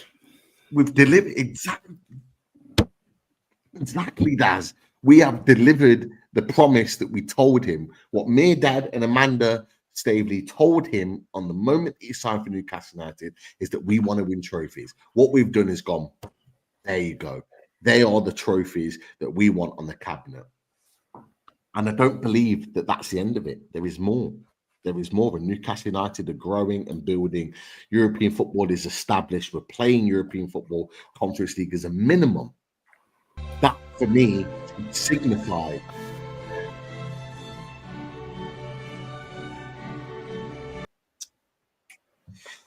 that there's more to come. Boys, let us carry on. I have no idea where I am. Oh, yeah, okay. 58 minutes. Eddie Howe's selection is justified. Massive save from Popey. Getting an arm onto a Curtis Jones shot. I'll carry on. I'll keep going for another while. J7, the beast, keeps collecting Liverpool tears with those interceptions. Actually, what was this picture here you would put on, Pete? It could be a good one to use. Ah, there they are. There's the Liverpool tears. 68 minutes, Keller had a save from an Isak half volley. This is the one you were talking about, Chris, I think, as Barnes pulled it back. Then Isak and J7 go down. And then they both have to leave the pitch for 30 seconds. And when they came back on the pitch, they nearly capitalized when they ran onto that. The ball just ran out of play. But 68 minutes, Newcastle have multiple more chances to claim a third. Liverpool unload the bench as they add to the changes they've already made. Then it was a case of expect spaces to open up as Liverpool go for it, go for broke. Newcastle kind of set up then in a kind of more 4-5-1 formation to try and take the heat out of the game and nullify the Liverpool attack. Here comes the subs. Isak off, Wilson on, Barnes off, Willock on. I didn't even see Barnes going off, but I just saw Willock on the pitch, so I assumed there was Barnes to come off. Shots still raining in on the Liverpool goal. What a performance from the boys against the reigning the runaway league champions. But 89 minutes, Kraft and not Longstaff come on from Murphy. A change of direction when it comes to the subs. 8 minutes injury time. Chris, I'm going to go to you there before we close out the match. But 8 minutes injury time. What were you thinking there? Mate, I was a mess. I was an absolute mess. Because we all know how big and how important this was to us as a club. And living in Liverpool for as long as I have, having lots of Liverpool friends, I know probably better than anybody, on this podcast, I know how much Liverpool are prone to getting results. I know how prone they are to establishing last-minute winners, last-minute equalisers. I know that they're more than capable of doing that. So it made me nervous. I was a little bit anxious, not going to lie. And obviously when Federico Chiesa put the ball in the back of the net, I was nervous. It did worry me because I did think we are in a little bit of trouble here.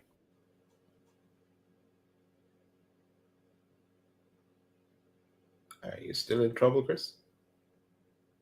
I think we might have lost Chris, but I assume it's Chris and not me that's gone. So I'll continue. Because, yes, we've lost Chris. Because Liverpool's get one back. After that, it's when the sign goes up for 8 minutes injury time. Chiesa puts the ball in the net. There was a question mark whether it was offside, but it did look onside in the replays back. But Liverpool get one back, 2-1. So we're not there yet at this stage. Then I know for myself, I was shouting, put the ball in the corner, bring it into the corner, keep it there. And in fairness, the lads did that. They won multiple corners, throws. They were keeping the ball in the corner, slowing the game down. And Pete, I'll go to you. What are your thoughts on at that stage where we're in the injury time? What's going through your head? I was scared. I was absolutely scared not because I thought Liverpool were going to score, is that I just thought I was scared because they didn't deserve it. They just didn't deserve to get back into the game. They didn't deserve it. It should have been 2-0 for me. They didn't deserve to get a goal back in it to make it a lot closer or more difficult than what it was for Newcastle United. And Chiesa scoring that goal, it's just a bit like, how have they even managed to conjure that up? It was Bruno doing the pirouette. He could have just played the ball to Tonali, kept it simple, tried to do something a little bit too much. But look, we can't get mad at Bruno at all. I thought it was absolutely sensational today. But yeah, it was one of those where it's, how have they managed to get back into this game? And it's just like, it just puts that extra stress on top of it that you didn't even need to. It was all just a bit mad, and that was what I was frustrated about, and I was just a bit scared to I think at that point, I think there was two moments. Callum Wilson gets the ball out wide and he runs it into the corner flag, and then there's another moment where they hold up the ball really well. We get a couple of corners, and then Joe Winnett gets the ball, and I think he runs it to the corner as well. I might have got those two mixed up the other way around, but regardless, they both had moments, ran it into the corner. It was the perfect thing we needed to do. Just soak up that time, soak up those moments, and just try and keep the ball as far away from our goal as absolute possible. And I thought we managed it really, really well. I thought we were really, really smart about it. There's, I have to say, there's a few players that haven't got really a shout out, but I'll give them a shout out. I thought Sandro Tonali was absolutely superb today. He was probably arguably up there as one of the best midfielders on the pitch from both clubs. I thought he was absolutely superb. In that number 6, the amount of recovery runs that he made, the amount of times that he pressed high and stopped them on counter-attacks in the first and second half. The guy, we spent £55 million on him. It was £55 million absolutely well spent just on that performance alone today. Absolutely monumental. I have to say as well, big up to Kieran Trippier. Wow. That boy. He did really well. Mate, he was superb. He was superb. Talk to us, boys. Talk to us, please. He was superb. Go on, Chris. Do you know what? There was a moment in that game, and I said to Lisa, and Lisa seen it as a negative, and I was like, no. I said the reason I highlighted it was because it was a positive. There was a moment where Kieran Trippier went up to the referee, and he was talking away to the referee. I think it was over I forget the challenge. It was a bit of a nondescript challenge, and Bruno came over, and Trippier was like, got this. Don't worry about it. And Lisa said to me, she was like, "Oh, it's a little bit disrespectful to Bruno as captain, isn't it?" And I said, "No." I said, "For me, that's just Kieran Trippier showing his experience and just saying, listen, I've got this. Don't worry, I'm under control. I know what I'm doing." And that's him bringing out the leadership skills in himself. And it made me realise that Kieran Trippier was much needed today. And he brought so much. And somebody put it in the chat. I'm gonna bring up one of the comments from earlier. I had starred it, and this was. Is it a super chat? No, it wasn't. It wasn't a super chat. I know. People put your super chats in. Come on, we've had loads of super chats. Put your comments in. Your comments. Get them in. Your good feelings. Go on, Chris. Go for it. Get them in. Yeah, no, totally. But I have to bring this up because I felt it was pivotal for me as well. Jimmy Watt said earlier, it was nice to see Trippier crying at the end. If anyone didn't see it, Kieran Trippier was an absolute bit at the end. I have to watch that end of that yet. Oh, mate, he was full of emotion. And I ran to set up the show, so that's why I missed it. I recorded it, so I'm going to watch it after this. Mate, he was so emotional. And it was at that moment I thought, do you know what? I'm so glad that we kept hold of him. I was probably the most vocal on here, wasn't I, boys, saying that I felt we should have took 13 million for Kieran Trippier to Bayern Munich. But it was at that moment I thought, do you know what? I'm so glad he was in the trenches with us today because he was absolutely brilliant. He was brilliant, and he wasn't the captain. He didn't have the armband on today, but my God. He really put a performance in today, and I think he was a real big help to Bruno Guimaraes, and I think the fact that he lifted the trophy said it all with Bruno, because he played his part today. He was absolutely brilliant, and you know what? We'll never forget that performance, and we'll never forget the fact that Kieran Trippier played such a pivotal moment in us lifting that trophy, because I thought he was outstanding. I thought he handled Luis Diaz brilliantly tonight. I thought he was great.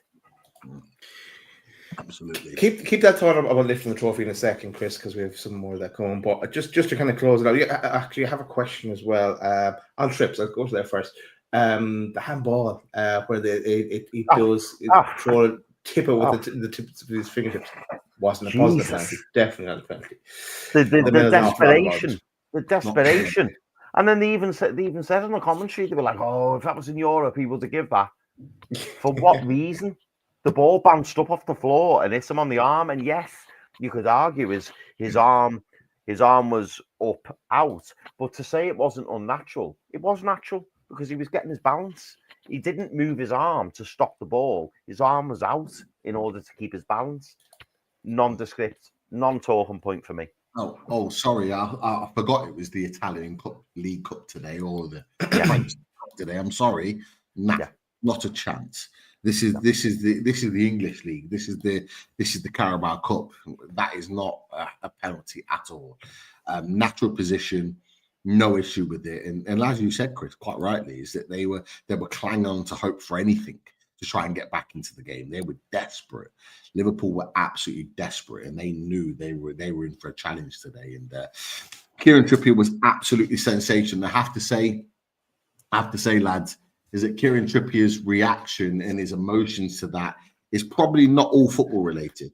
I have to say, it's probably there's a personal element to that. He's had a really tough year to 18 months, and maybe that's a lot of other emotions coming out, not just football related. But look, Kieran Trippier was sensational tonight. Absolutely sensational. Like you said, Chris, absolutely right. I knew what you were going to say, which is why I was kind of like that, because I knew what you were going to say. Is that I saw it myself. Is we could see is that he was like, look, Bruno, like, let me handle this. I don't want you getting the book in. I'm experienced enough to hold this. And look, I think it was a really nice moment that those three boys got to lift the trophy at the same time. All three boys have had a very significant moment of being captain of this club. Jamal Lascelles, in fact, I'm not even going to. We'll come to it in a second, but yeah, I thought it was a really nice moment. But sorry, carry on. Carry on. Full time. We are League Cup champions, and cue the lifting of the trophy. Who wants to see that again? I know I do. Here it is. In a line, and very shortly, Bruno Guimaraes will be presented with the League Cup trophy. For 2025, he's going to share the duties with Kieran Trippier. Newcastle United. Wembley is a place for winners, and today it's Newcastle United. They've waited so long, but this changes everything. And it's black and whites who celebrate as Bruno kisses the trophy and then gives it to Big Dan Burn, who lifts it into the air. The man of the match, the scorer of the first goal. Unbelievable. And just the team spirit, the team camaraderie. Like Bruno could have kept it all to himself, but no, he shared it with Trips. He shared it with Lascelles. They were calling Lascelles over as well, and just absolutely beautiful. And of course, the next person they handed to is Big Dan Burn, another one of the leadership team. So credit all around there. But lads, we are League Cup champions. 70 years of heart out the window. And no more of this talk in the media about Newcastle, the 70 years, it never won anything, and this curse, the curse as well that was being talked about, all gone, done and dusted. Any thoughts? Oh, mate, like I'll be honest, and I think Lisa was a bit concerned at one point. I thought I broke our cabinet. I thought I broke it. I literally ran over to the cabinet where the telly's on, and I was banging the cabinet. Mate, I was giving hell to leather on that cabinet. It was, and do you know what I think it was? I think it was just a lot of hurt, a lot of pain, a lot of relief. And it particularly on that second goal, the Dan Burn one was just elation. It was just joy. It was dancing, singing, screaming, going mad. The Isak one was the one where the cabinet was getting it, and the reason being was because I knew we were one step closer to that Carabao. We were one step closer to lifting that trophy. To a new cabinet. Mate. Even if it meant a new cabinet, so be it.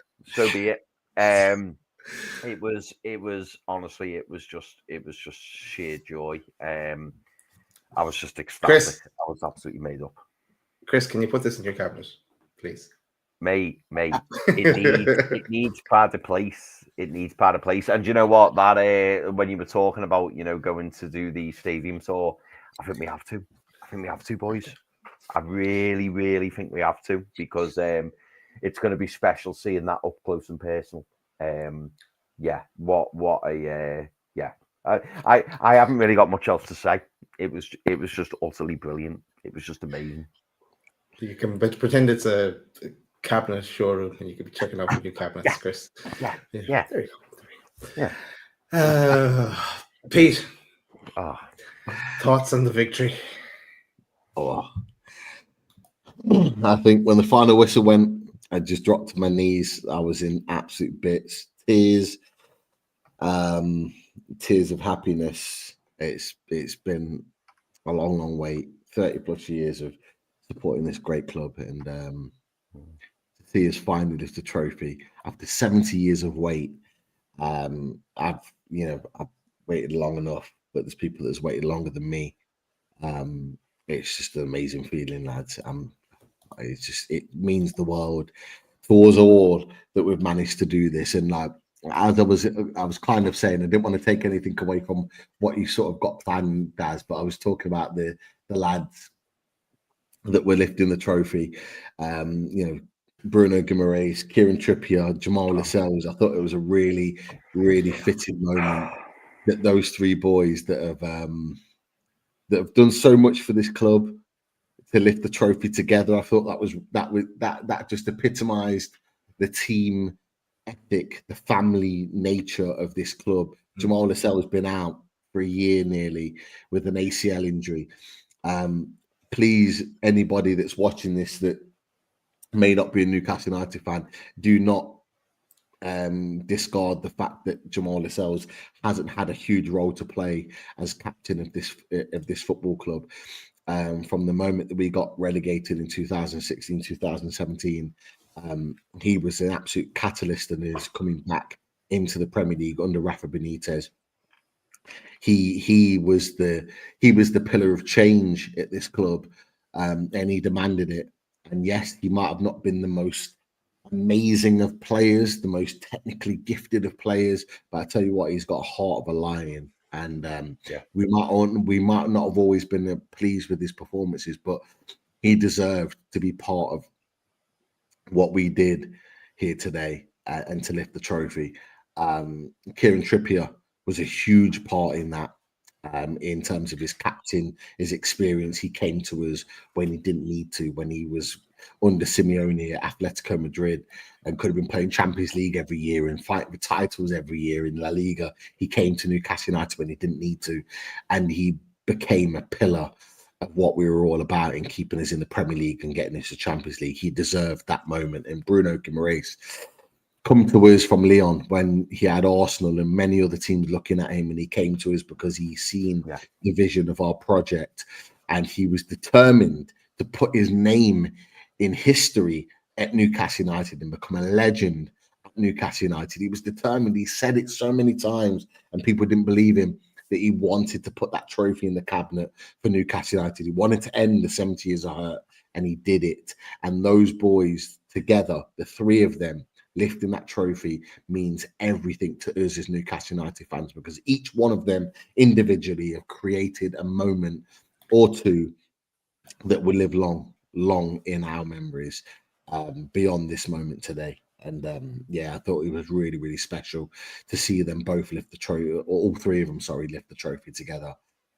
And we are the Carabao Cup winners of 2025, and we are a major trophy winner after 70 years. And it kind of feels surreal, but at the same time, it feels deserved. It feels that we were ready to do this. So there's a lot of emotions that are going through my mind at the moment. It's very, very special, boys. Very special. Just want to quote Luke Edwards, and I think this is a nice one here. He says, Howe has surpassed Kevin Keegan and outperformed Bobby Robson at Newcastle United. He is a once-in-a-generation talent, and he leads in UFC. It's a big statement. always debate Keegan, Robson, Howe, but Eddie has delivered, the others they came so close on different occasions, but Eddie has finally delivered. So fair play, Eddie Howe. Totally.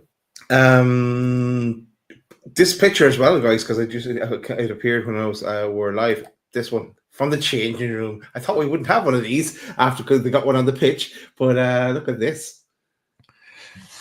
Class. Is that Jamal Lascelles holding the trophy? It looks like Jamal Lascelles. It is, yeah. I thought it was either Jamal Lascelles or Joe Linton, but I'm assuming Joe Linton is. It looks like Jacob Murphy, actually. You know what? Hold on. No, it's Jamal Lascelles because I can see Joe Linton. Unless you can spot Jacob Murphy for me. He's had his mouth open. I see Joe Linton. I can see Joe Linton on the left. Yeah, Jacob Murphy's at the top next to Livramento. It's definitely Jamal Lascelles. Yeah. Brilliant. Well, it would make sense because you've got Jamal, Trippier, and Bruno next to each other, so it would make sense. Is that Gordon's there? Is Botman there? Yeah, Botman's at the front. And Bruno's wearing a magic hat. Love it. I love it. Oh God, what a picture that is! And boys, you look at that. You look at the background of it all, like how amazing that change room looks. We need to get used to that because when we're in the new stadium, boys, that'll be a regular theme in home wins. Having a fantastic stadium like that, an away home change room like that. Chris, I think we're going to go to you next for a giveaway. We are. And boys, just a little bit of breaking news. Got to be honest. So when I was temporarily suspended on Loads of Mag NUFC, when my internet went down yet again, annoyingly. When did we do that? I couldn't remember. What's going on? No. Sorry, no. It wasn't because you boys kicked me off. But no, my internet went down a little bit. But weirdly, my 4G was fine on my phone. So I thought, well, while I'm off, let's be productive. Let's make it useful. And I happened to go on the Newcastle United website, and boys, so this is breaking news for you too, but I've decided I think we should do 2 giveaways this evening. And the reason that I'm saying 2 giveaways this evening is one, because we are Carabao Cup winners, but also because, a little bit of breaking news, the Newcastle United away shirt, right, as you can see there, modelled beautifully. The Newcastle United away shirt has got a discount on it, and I believe it's £48. 48 English, beautiful, brilliant pounds. And I thought, hang on a minute. The home shirt is still £80, and I thought, well, wouldn't it be great if we could give two away shirts to Newcastle United fans who are watching the channel right now? So I thought, hang on a minute. I can smell an opportunity. So I thought, right, so if we give away 2 £50 vouchers, there'll be people who are watching this show now who are members who can win a £50 voucher so that they can go and purchase a Newcastle United Adidas men's 24-25 away shirt, modelled previously on David Ginola. I think he's the standout, isn't he? He's the one that makes us all remember this shirt so fondly. And I thought, seeing as though it's £48, I thought, let's give away 2 £50 vouchers and to give people. So they can go buy whatever they want, Chris. They can go buy. They have the jersey already. Yeah, cool. Daz, they absolutely can. They absolutely can. Very nice. It is very nice. Wow. It's very, very nice. It's very, very nice. Let's use Pete's version anymore. Do you know what? I was thinking, is that like a new voice? I didn't even know it was Pete because the picture was up. But yeah, so you can win 2 £50 vouchers. So there's going to be 2 winners this evening. Okay, you must be a member in order to win. So I'm going to read out 2 questions, and the first, and boys, I'm going to ask you to keep an eye on this for me in the chat. Obviously, I'll keep a little nose out as well. But the first person to get the answer correct, who is a Loaded Mag NUFC Ultra, or a member, as we call them, will be the recipient of a £50 voucher. And if you want to spend it on a away shirt, you're more than welcome. If you've already got it, you might want to put it towards a home shirt or something else of your choice. That is entirely up to you, but you will receive £50 from Loaded Mag NUFC. Okay, so the first question, I'll do a little drum roll. The first question for that is going to be, oh yeah, we've got our own drum roll, haven't we? Have we got it there, guys? Go on, we can do a drum roll. There you go.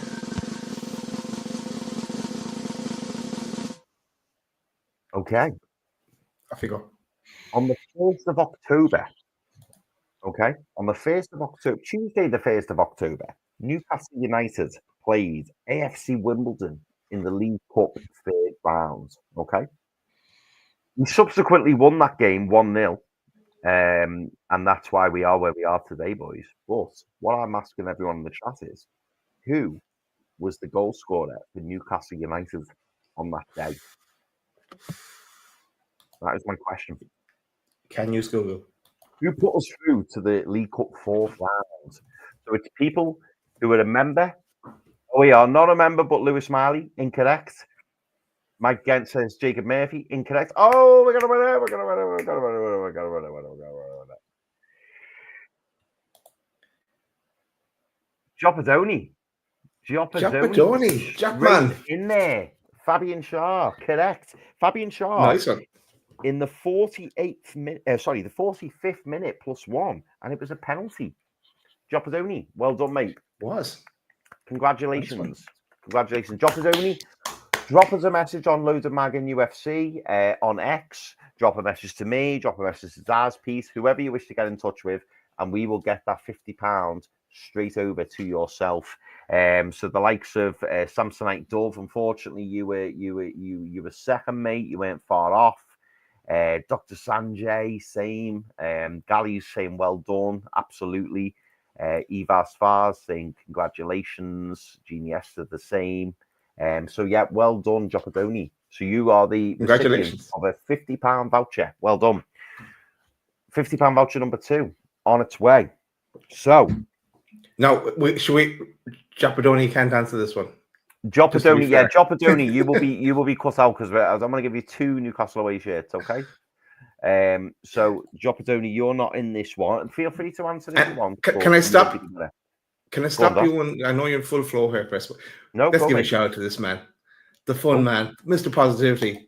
Fumby, in the chat. Nice one, Fumby. He was at the game. Fumby, he was there. He was there. Boy. The man. Absolutely. And can I just put on there, like, just obviously Fumby was at the game. Amazing guy. You watched him on. If anyone that watches the show regularly, he was on talking to him on Wednesday evening as well. But a couple of my boys, another lad from Leicester, Emeka, who doesn't come on the channel, but he was at the game as well. And I just wanted to throw a couple of videos up of Emeka as well. I managed to catch them. Not that one.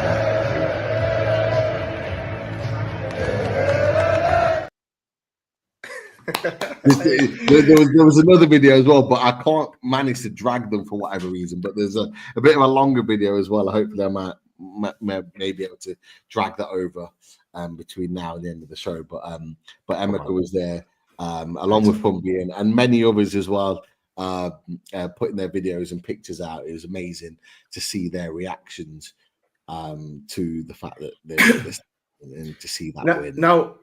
Now Emeka has made his Loaded Mag NUFC debut. He has to come on a show. He has to come on now. Live. I would love him to come on. I asked him, but he's always like, nah. I'm not. He's got an open invite. How about that? It's an open invite. He's always welcome. He knows that. He knows that. Good man. So the next one will be, you'll notice that there's a little Carabao Cup theme in these questions, which is understandable. So Newcastle United progressed against AFC Wimbledon in the third round of the League Cup, where we won 1-0 thanks to a Fabian Schär penalty. Well done, Jopadoni. Newcastle United then played Chelsea at home in the League Cup fourth round.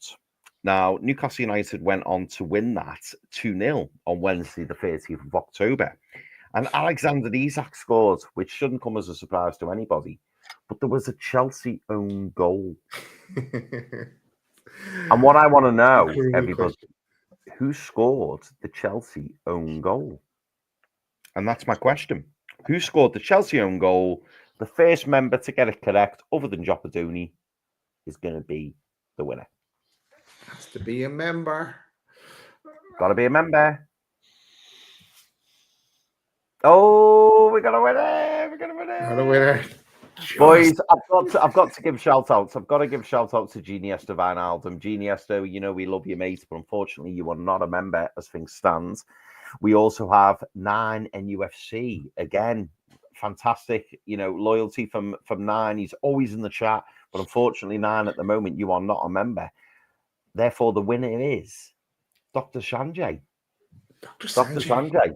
Congratulations. Congratulations, my mate. Congratulations. £50 voucher. Yeah. And like I say, we would encourage you to buy the Newcastle away shirt. Of course we would. Let's pump that money back into Newcastle United. However, you can spend that as you wish, mate, as you wish. So, Dr. Sanjay, get in touch with us. Get in touch with myself, Chris. It's Chris_Hall1312 on X. Get in touch with the Loaded Mag account. Get in touch with Daz. Get in touch with Pete. Get in touch with any of us, and we'll get that £50 on its way to you, mate. But many, many congratulations. Well done. Nice one. Spin the wheel. No, the wheel will be back. The wheel. We'll have time to set it up. A bit of prep involved in setting it all up, getting all the members on it. But look at congratulations to the winners. Where will we go next, boys? And I just want to direct them again, Daz, just to remind them, just to mention this, and this is to all Newcastle United fans. The Newcastle United men's away shirt is reduced from £80 down to £48. So if you're looking to grab yourself a little bargain, get yourself on the Newcastle United website. It is there. So it's a good little. Here he is. Here he is. I have it as well. If you're one of these bad boys, I've got a plethora of Newcastle United tops and Loaded Mag tops. I've got there you go. Here. There you go. The away days top, Newcastle United, Loaded Mag. Do you know what? I know we should save this for a post-show chat, but I'll just mention it now. So, Daz, was I right in hearing that you said you've got that shirt and Pete's got that shirt? Yes. Could be that we for the charity match, that is the shirt we need to wear. There you go. Just saying. Just saying. Just there saying. You go. So that sounds like a plan. Definitely. Boys, where are we going next? Because we've done all our analysis of the game. We've gone through a number of different pictures. What do you want to discuss next? Open floor. I think for me, I don't know about you, Pete. I think maybe a forward look into the future. But what I wouldn't mind doing, if we can, I don't know if we've got this. And sorry if I'm putting people on the spot, but have we got the league table? By any chance? Have we got the league table on there? Ooh. We don't, but I could try and crash my internet and go for it. I've got it. Oh, yeah, Pete's got it. Pete's got it. If you're happy for me to put it up, lads. Do it. Do it. Do it. So I'm just thinking we've had some favourable results over the weekends. I know we touched on it very earlier in the show, but we've got current league table, boys. Current league table as it stands. We actually didn't move, boys, this weekend. We didn't move at all. We didn't even play a game. So still in 6th place. Same points as Brighton. Brighton drew with Man City. Man City only gained a point on us. Chelsea didn't gain nothing on us, so we're only 2 points behind them. Fulham were probably the biggest winners of this weekend of all the teams around us. I know people will say Forest, but Forest were already relatively clear of us anyway. But in terms of looking below us, Fulham were probably the team that gained the most with a big win against Tottenham. Tottenham fucking shit. But yeah, boys, talk to us about where you see our position now. Obviously, the Carabao Cup is out of the way. The trophy's in the cabinet, on its way back to Newcastle United as we speak.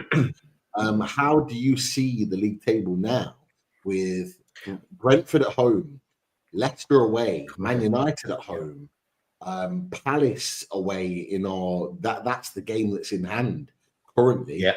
And if you look around us in the league, boys, we're the only ones in the top 10 that have a game in hand on everybody else. Palace at home, Pete. Palace at home. Yeah, Palace at home is our game in hand. So that's the one that we have in front of everybody else. How do you see those things, boys? How do you see the league at the moment? The race for Champions League. We're currently in 6th place, which is at this moment in time Europa League. A Europa League spot. Yeah, no, well, there was a lot of favours yesterday when it comes to the league. Like Brentford as well, beating Bournemouth. That was a big result. So I debated that towards the end. But we play Brentford next, as you said, but not until the 2nd of April at home. We should hopefully be able to get something out of that game. Hopefully 3 points, and then Leicester should definitely be winning that. The Man United game we are at, so we have to win that one. Look, I won't go through them all, but no, I think we're in a good place. But I just want we do know we're still going to be missing Botman, and he may be back towards the end of the season. But Hall is out for the season. But we need to keep our players fit as well. Give them a bit of a rest now as well. Someone go away on international duty as well. So. Big 10 games left for us. So it's going to be very, very interesting as we approach. And of course, as well, we'll do kind of a bit of a we get towards the last 5 games or so. We look at kind of predictions of where the other games as well, and who's playing who, and in the race for Champions League and Europa League positions, and we'll also be talking about squad game as well. But as we look ahead to next season, what we need. But no, when it comes to the table, Pete, I'm happy. We're nicely poised there. Things have gone our way a bit. Definitely gone our way this weekend, and I've tomorrow off as well with Paddy's Day in Ireland. So it's been a great weekend. It's only halfway. Chris, talk to us, fella. Yeah, mate, I was really encouraged. As Daz has already said, Bournemouth losing, Brighton and City drawing, Chelsea losing. It's a great weekend to be a Newcastle United fan, particularly when you look at that league table. All of the other teams that are within our sight are all on 29 games, and we're the only team on 28. So we have a huge opportunity. We win our game in hand, which, as you rightly said, was at Crystal Palace at home. That puts us outright 4th in the league, and let's not forget, we've got some favourable games coming up. I think I was having a little nose there. We've got Brentford at home, as you mentioned, Pete. Leicester away, Man United at home, Palace at home, and it's only when you get to Villa away on the 19th of April where you go, okay, well that could be a tasty one. But again, I just see that as an opportunity for us to really try and cement, our place in that top 5. I think out of the 10 games remaining, so we've got Brentford at home, Leicester away, Man United at home, Palace at home, Villa away, Ipswich at home, Brighton away, Chelsea at home, Arsenal away, Everton at home. I think I said to you boys a while back, didn't I? If we could win 6 of those games, that's 18 points, and those 18 points would put us on 65 points. I think that would give us a fantastic opportunity of gaining top 5. 18 points right now gets us top 5, in my opinion.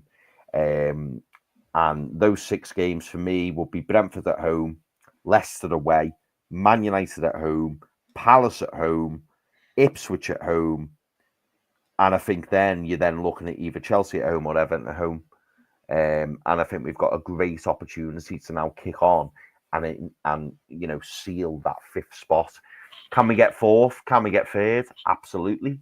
Because don't forget, boys, even if we manage to win those, 6 games, maybe 5, maybe 7, whoever, whatever we can try and do, it will still mean clubs equaling what we're doing. And can you honestly say, with the clubs who have got 9 games left, can they win 6 games out of their remaining? That's where I think Newcastle United have got the advantage. We can then look at the league table and go, right, okay, it's in our hands. Eddie should be saying to the players before this Brentford game on the 2nd of April, this is in our hands. You've won your Carabao Cup. It's in the bag. It's out the way. Trophy's in the cabinet. Go and secure Champions League football. And do I think we can? Absolutely. Yeah. Can I ask, because I forgot off my head later, so I'll ask it now. It's not to do with the table. I will get your thoughts on the table 1 second, Pete. Is what's the plans for celebration parade in Newcastle? Anyone heard anything of that? I'm sure there's going to be something. There will be. There will be. I imagine there will be. The only thing that brings up a question mark on that is that Dan Burn said in his interview afterwards, after the game, that he's on international duty tomorrow. So he can't even celebrate tonight. He can't even have a drink or properly celebrate because he literally has to report for England duty tomorrow. As will Tino Livramento, as will Anthony Gordon. So yeah, it brings an interesting question because look, let's be honest, there is no trophy parade without those boys being available for the trophy parade. So unless 12th of April is a good date to have it, if you ask me. I agree. I agree. I would say after 5 o'clock would be absolutely perfect. We could join them on the bus. We will finish the charity game hopefully with our own trophy, and we can join in the trophy parade that goes around after that point. But it's a great question, Daz. I don't know what the plan is.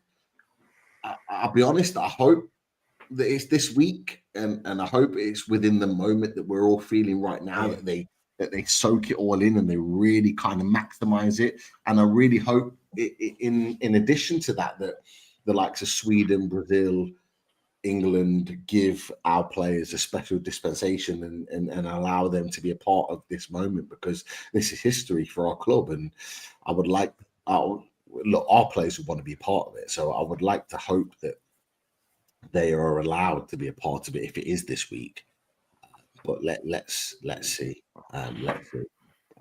Sorry, I distracted from. Let's get your thoughts on the table, Pete, and how it's played out. Yeah, I've got it here somewhere. Let's put it on the screen. Yeah, look, it's for me, boys. It's all in our hands. You look at the next 4 games. The next 4 games: Brentford at home, Leicester away, Man United at home, Palace in our rearranged fixture at home. 3 out of the 4 at home.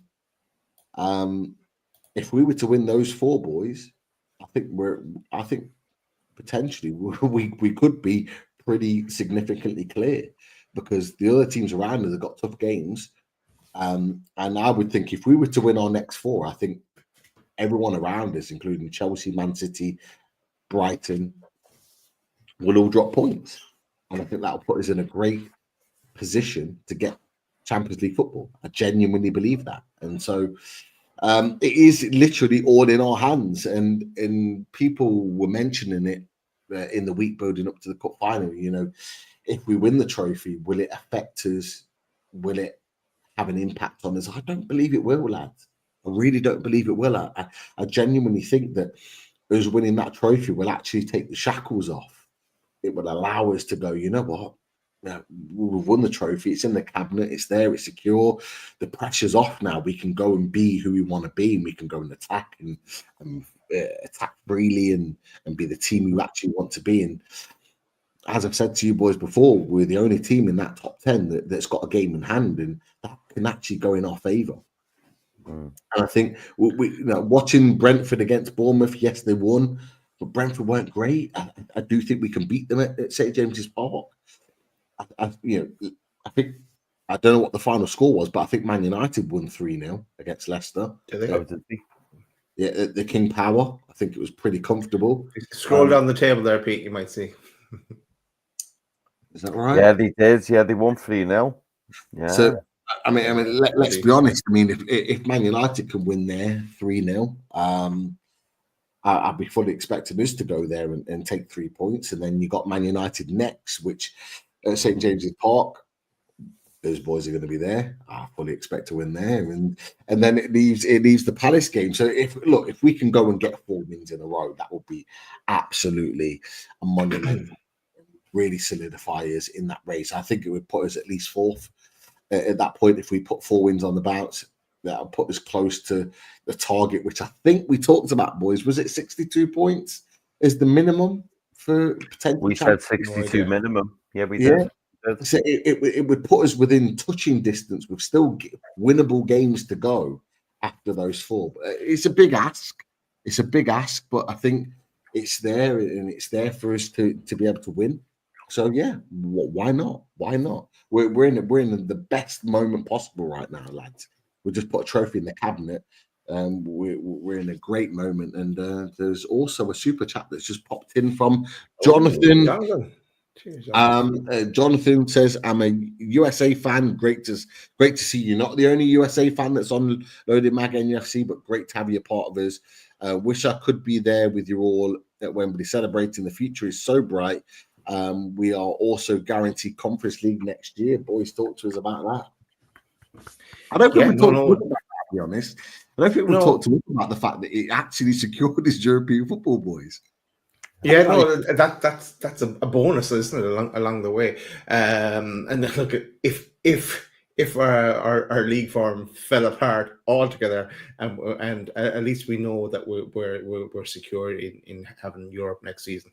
And as you said rightly before, Pete, that's a competition we could and should potentially win. Like Chelsea should win this season, because so. Why not?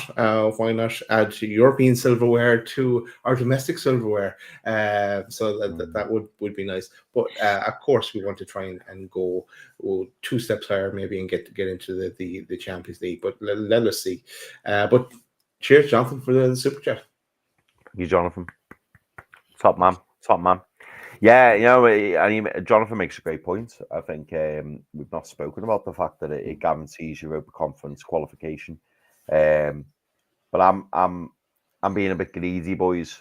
I'm being greedy. I want UEFA Champions League qualification, and I truly believe it's within our grasp. I think we can get it. I think we're more than capable of it, and I think these players are going to be looking now and seeing that as the carrot. They're going to be seeing that as, imagine we get Champions League football. And imagine we've got a Carabao Cup under our belt. We're going to look back on this season and go, wow, what a season. If you'd have said to us at the start of the season, you're going to win a Carabao Cup and you're going to get Champions League, we would have all bit your hand off for that. Absolutely. Winning our first domestic trophy since 1955, winning our first trophy since 1969. I think everybody would have absolutely clamoured for that. And then to top it off and getting Champions League football, and also knowing, I think it's safe to say that we have a pretty exciting summer transfer window to look forward to. I think things are looking up. I think things are looking up, boys. I really, really do. And I just hope that we can see it over the line and we can ensure, that we get this Champions League qualification. Because for me, if we were to get this Champions League qualification, I think the likes of Liverpool, the likes of Arsenal, the likes of City, the likes of Chelsea, Man United, you name them, I think they'll be looking, going, Newcastle are here now. We need to really up our game. Here comes a new challenger. Exactly. And I think that's what we've got to be mindful of. And I think, as well, boys, let's not forget, we've all been waxing lyrical about Alexander Isak tonight. securing Champions League football, for me, almost secures Alexander Isak for next season indefinitely. Yeah, I agree, mate. I absolutely agree. It's all right. I'm just getting comments in from people that we know really well. Daryl's sent the comment in. He's normally part of the chat, and then Mag's down south, and he is absolutely buzzing for today. He was in London because he's based in London. We've got comments from Fumby. He is on another level. He was at the game today. He said, he is. The boys are enjoying every single moment. Lee is with TalkSport right now. I think one or two people have mentioned it, but he did message it to me, and he put, "You boys deserve it. The sacrifice, loyalty, and effort you've put into the club and the show, you fucking deserve it. But it's only the beginning. Trust me." That's the words of Lee. Not just to us at Loaded Mag NUFC, but to everyone who supports Newcastle United. That's not the only ones. I'll go through a few more. We've got the likes of Wolfie. He's put, "Oh my God. I think you're going to do this." This was before the final whistle went. And he's put some other comments in other chats with regards to us, but I can't even fish through all of those. I've got Tom Jordan, Bournemouth fan. Bournemouth, yes. Massive Bournemouth fan. He's put a picture of Eddie Howe when he was at Bournemouth. He put, "Eddie had a dream," and he put, "So buzzing for you, mate." He put, "Everyone down here knew when you appointed him, the good days would be back, made up for him and for you all." That's from Tom Jordan, and I think Sam Davis has also put a comment in as well. So I put in the football's 12-man chat that the 70 years of hurt is over, and he put, "Know the feeling well. We had 121 of hurt, agony and pain down the south coast, but you should always trust in Jason Tyndall." 2020 Betway Cup champions. PS, congratulations. And I messaged back and said he is the best. Eddie Howe has a statue sorted for sure. And he put, "I'm massively pleased for him. Has had a lot to prove, but what he has done has been unreal. Always wondered how he'd cope at such an intense fan base, but he has been exceptional." That is the words of Sam Davis at Bournemouth. Errol has also, sorry, boys, if you're okay with me going through this, I'm going to go back. Errol put, "Congratulations, boys. You deserve that 100%. He also put a video in. He was in London. He was on the tube, and he put, "I'm not even opening my mouth," and it was just a video full of Newcastle fans singing and dancing, winning the trophy. Wolfie also put, "So happy for you, mate. Long live the Alliance." So that was Wolfie's. The Alliance is back now, is it? Yeah. Yes. Well, Pete, just to interrupt you as well. I don't know if you saw it on the post match.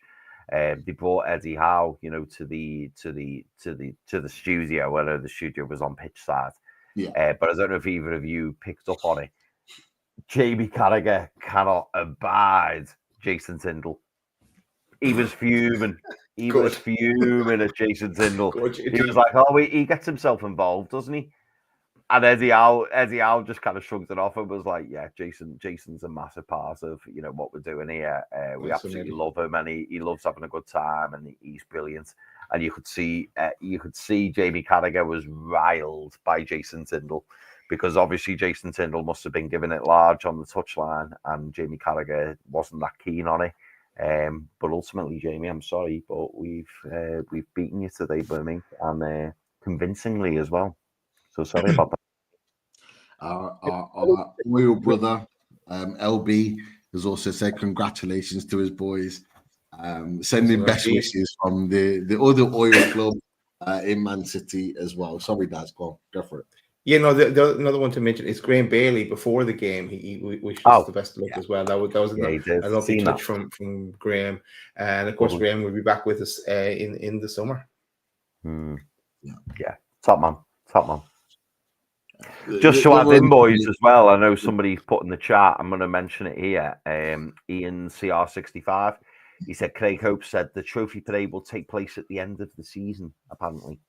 That's what Ian says. So it's good to point that out. Sorry, Pete. No. Great spot there. No, I just said there's other comments from various other people. We also have the Unholy Trinity Everton pod. Oh, fucking hell! Yes, Mike, hang on. Before we go there, because we have to play that from Mike.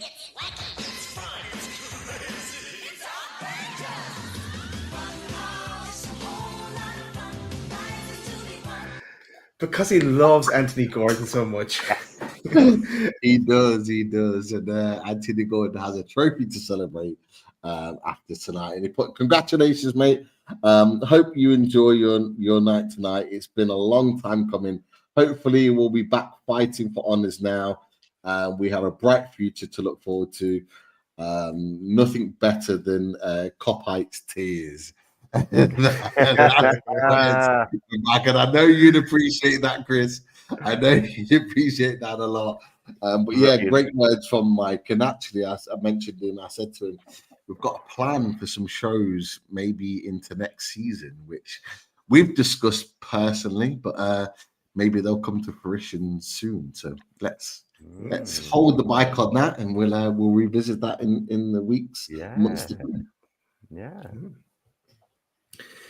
Right, boys. I think looks like we're kind of wrapping up. I think we're wrapping up.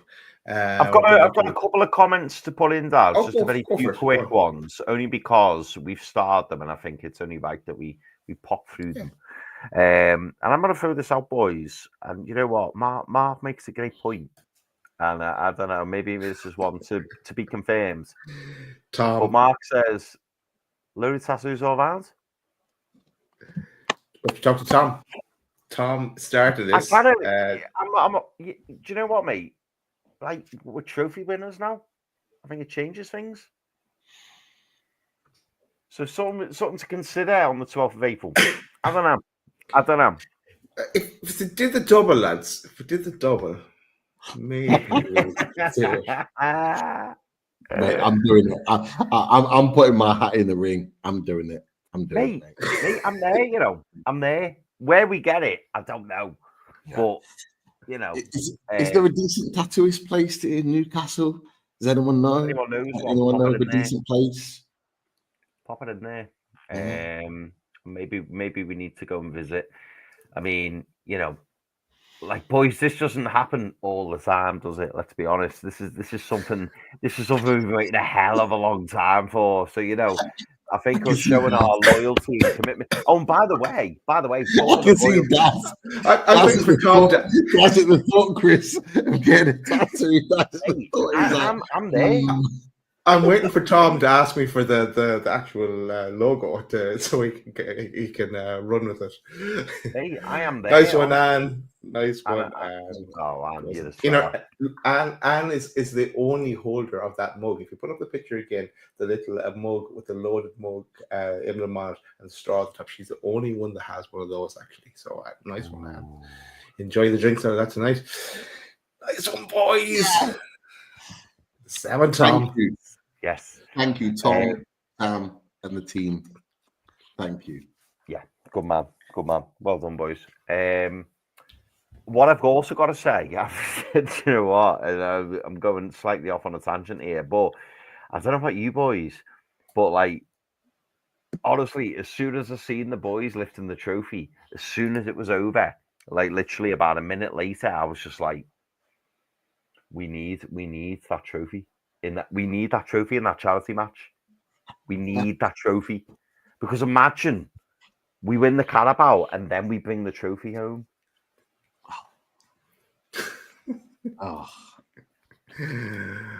Those Magpies, those brandies, those Guinnesses after the game are going to feel so much sweeter. I want to see you drink a Guinness, Pete.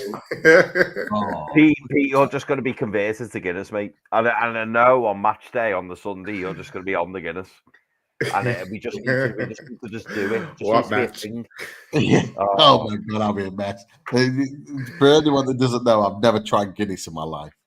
So this will be the first time I tried Guinness. So I believe, apparently, I may have tried it when we went to Newcastle last time. I can't remember. So this will be the first time I tried Guinness with you boys. So hopefully it's a taste of joy. I think you tried my Guinness, people. I think what we need to do, and I know you've mentioned it. You mentioned about getting a half. I think what we need to do is just get you a pint and just go. Get it in. Get it done. Split the G. Yeah, split the G, straight in, and then you're just away, mate. You're away. And I think it will become even more palatable, even if you're not that keen on it. You'll just go there. You will.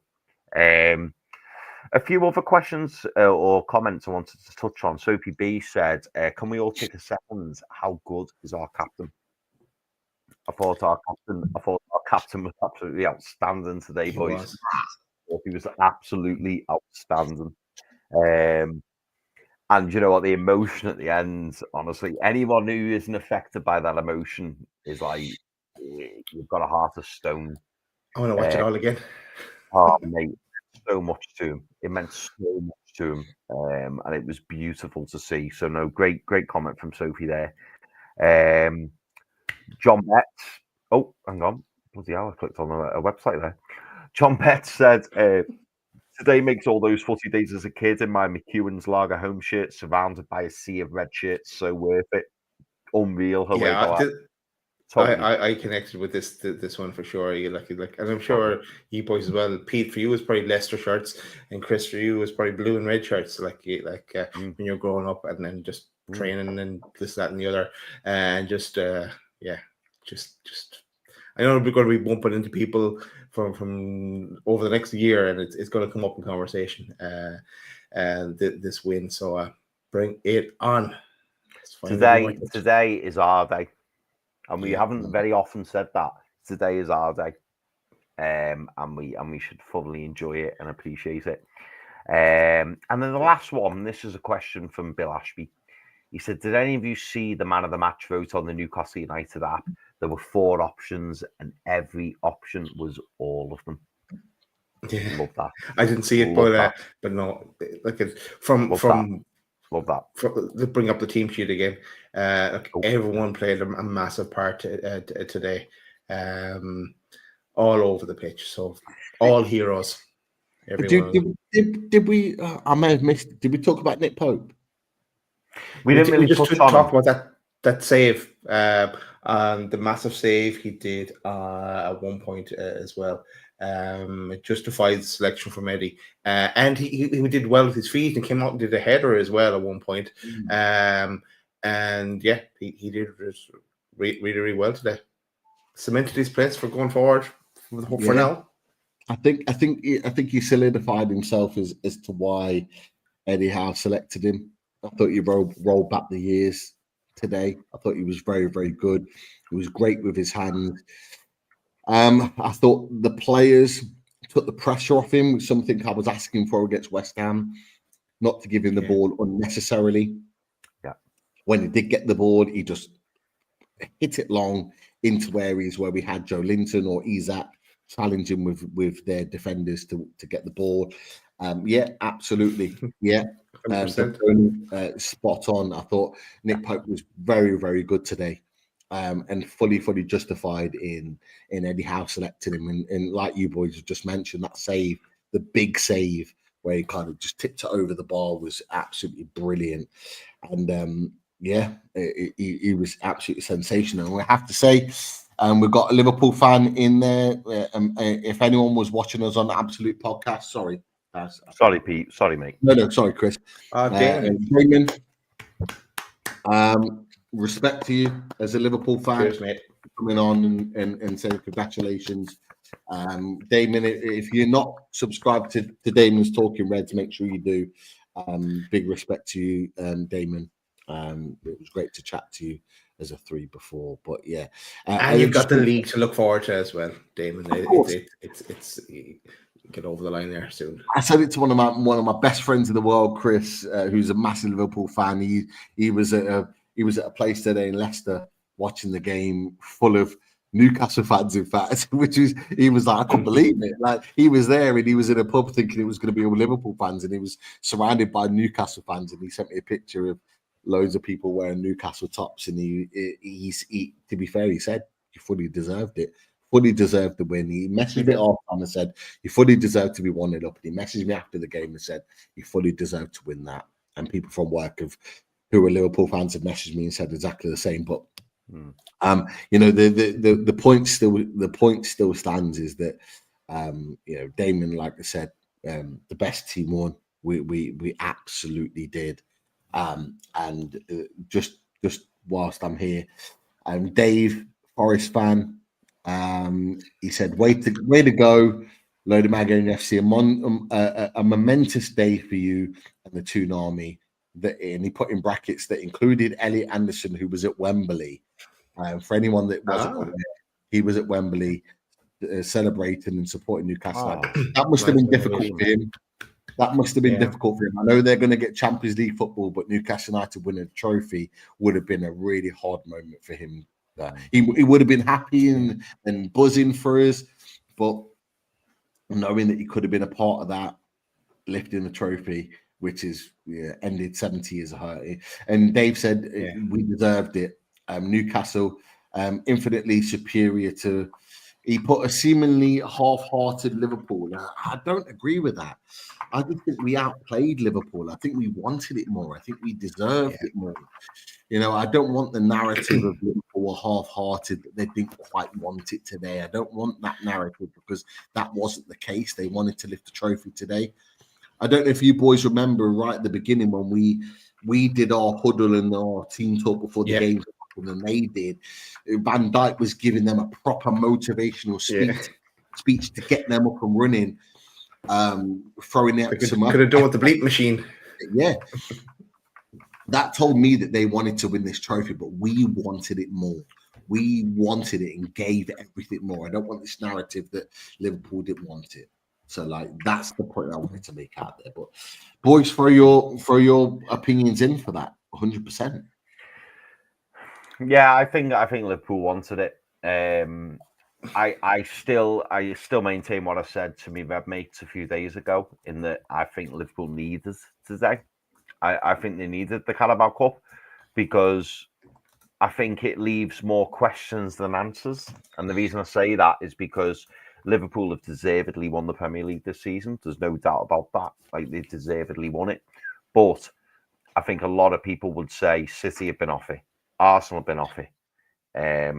You know, Man United have been way off it. Tottenham have been off it. Chelsea have been off it. And for me, I think Liverpool securing another trophy to add to the Premier League would have kind of made anybody who questions Liverpool or Slot in terms of, you know, have they had it easy this season? I think that would have put a few doubters to bed. I think the fact that they've been knocked out the FA Cup by Plymouth, the fact that they've lost the final to Newcastle, I genuinely think there will be a few Liverpool fans who are absolutely delighted to win the Premier League. I think if you asked many Liverpool fans at the start of the season, what is the trophy you want, they would have all said the Premier League, and I've got no doubt about that. But I do think there was an opportunity for Liverpool to do big things this season, and I think the fact that they're only going to be picking up the Premier League will disappoint them. They probably won't admit that. But for any gracious Liverpool fans out there who've said, you know, well done Newcastle and you deserved it, fair play. But I do think there will be a few Liverpool fans out there going, probably should have done more. I think if you ask the majority of fans, neutral fans out there, who are the best team in Europe, they will probably say Liverpool. So the fact that they've only won the Premier League is disappointing, perhaps. But it just makes it all the sweeter for Newcastle United fans because we've gone out there, we've performed the way we did, and let's make no mistake about it, we deserve that this evening. We absolutely deserve that this evening. We outplayed Liverpool. We were better than Liverpool, and we deserve to win that trophy. And I'm sure PSG fans probably feel the same. Maybe Plymouth fans, I don't know. Maybe that'll be a bit tongue in cheek, but I think Liverpool fans will be a little bit gutted, not to win the trophy tonight. But sometimes it's not your time, and the fact that it is our time, which is long overdue, I'm absolutely delighted with. And I can't wait for next season already, boys. I just hope that we see these last 10 games out, and we make sure that we get ourselves in that Champions League next season. Just to go to the question, I'm going to switch it around a bit because I can't really remember the question, and two, because I also want to say this, that this is our first time as Loaded we have beaten Liverpool. We've beaten everyone else on different occasions, but we've never beaten Liverpool. And like the Gini Wijnaldum goals against Liverpool before Loaded. So this is our first time. What a time to beat Liverpool and to get silverware to seal the deal. So absolutely class. Absolutely class. Let me see. Right, let me see where we're going to go next. We need to come up with something because I think something else might be happening, Pete. So we're going a bit longer. We're not going anywhere. We're not leaving. We're not fucking leaving. You know what? People in the chat got 182 in the chat. We're going to have more come in for a reason that I'm going to mention in a second. Put your questions in the chat. Let us know what you're feeling right now. And of course, thanks for watching. Make sure you are clicking the like, you're commenting on the chat, you're subscribing to the channel if you're new. Make sure you're doing all of those good things. And thank you for coming and joining us. You know what people really want, though, Pete? They want to know about these bad boys.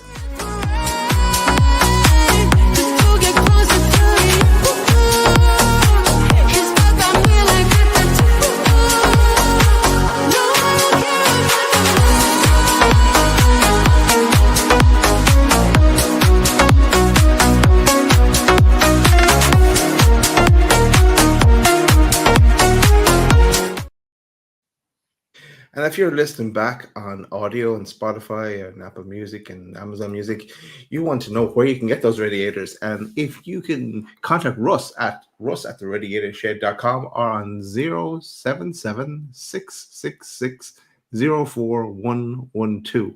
I think that's what it says there. And for you, Pete, old times, are those radiators small or far away? I don't know what you mean, Daz. I have no idea what you mean. Do you know, man? But yeah, it's an old joke that nobody wants to know about. Yes, Chris. Sorry. This Chris. This other Chris says, "Do you remember the old intro? The time is now." Great tune as well, actually, Chris. So that's still. I will watch back a show actually the other day, and that intro was out. Sorry, other Chris. Let's go to you. I'm only gonna do this because I know that we're probably not going to play out with this. So I feel like I need to hear it. I need to see it. So I'm just going to pop it on now. Okay.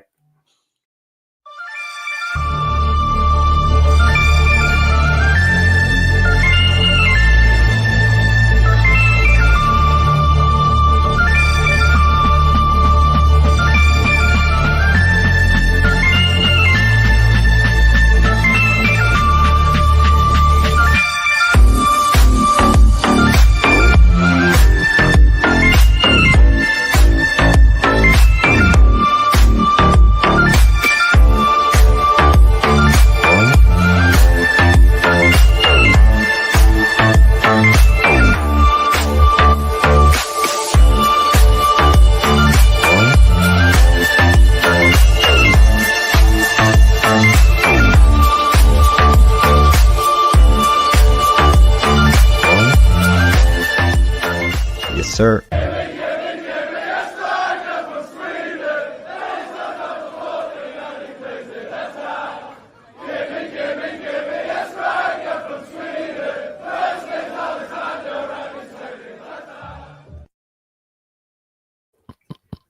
If you just tuned into Loaded Mag NUFC Radio, we've just won a trophy, so that's why we're going a bit mad. The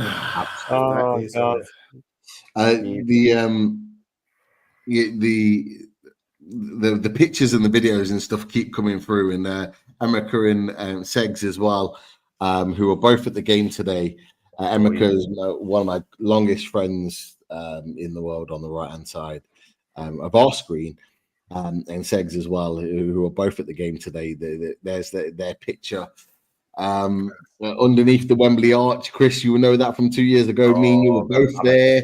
Remember that, underneath the Wembley arch, and they were lucky enough to be there. So I said to Emeka when I spoke to him after the game, he did a video call with me, and I said, "Look, just send me anything you have with regards to the game, so we can pop it on there." And he won't come on live, come on, it's absolutely fine. But he's he's sending in his videos and his pictures of all the good stuff, which is amazing. So that was just a and I know Wolfie is on his way. He's on his way, and I think he's bringing friends with him as well. Boys, I'm gonna go and get another Guinness. It's time. Do it. Time is now. Do it. I'll be a moment. Absolutely. We've had a jumping guest, so I think someone's about to join. That is for sure. We've got some new members. Let's bring them in. Let's bring Wolfie in first, and he can introduce our next guest. Welcome, Wolfie. Yes, boys. The alliance is strong. I'm even in my black and white. Yeah, you did it, boys. Well done, boys. You not only did you do it, you deserved it. It wasn't a scumbag win. It wasn't anything like that. It was well earned with the best midfield in the league, as I keep telling you. Liverpool just didn't have an answer. Long ball FC they turned into, boys. Wolfie, beating Liverpool isn't for everyone. Am I right? Hey, welcome to the Alliance. Fully integrated now into the Alliance, man. Let's bring in the other boys. I'm so chuffed for you guys.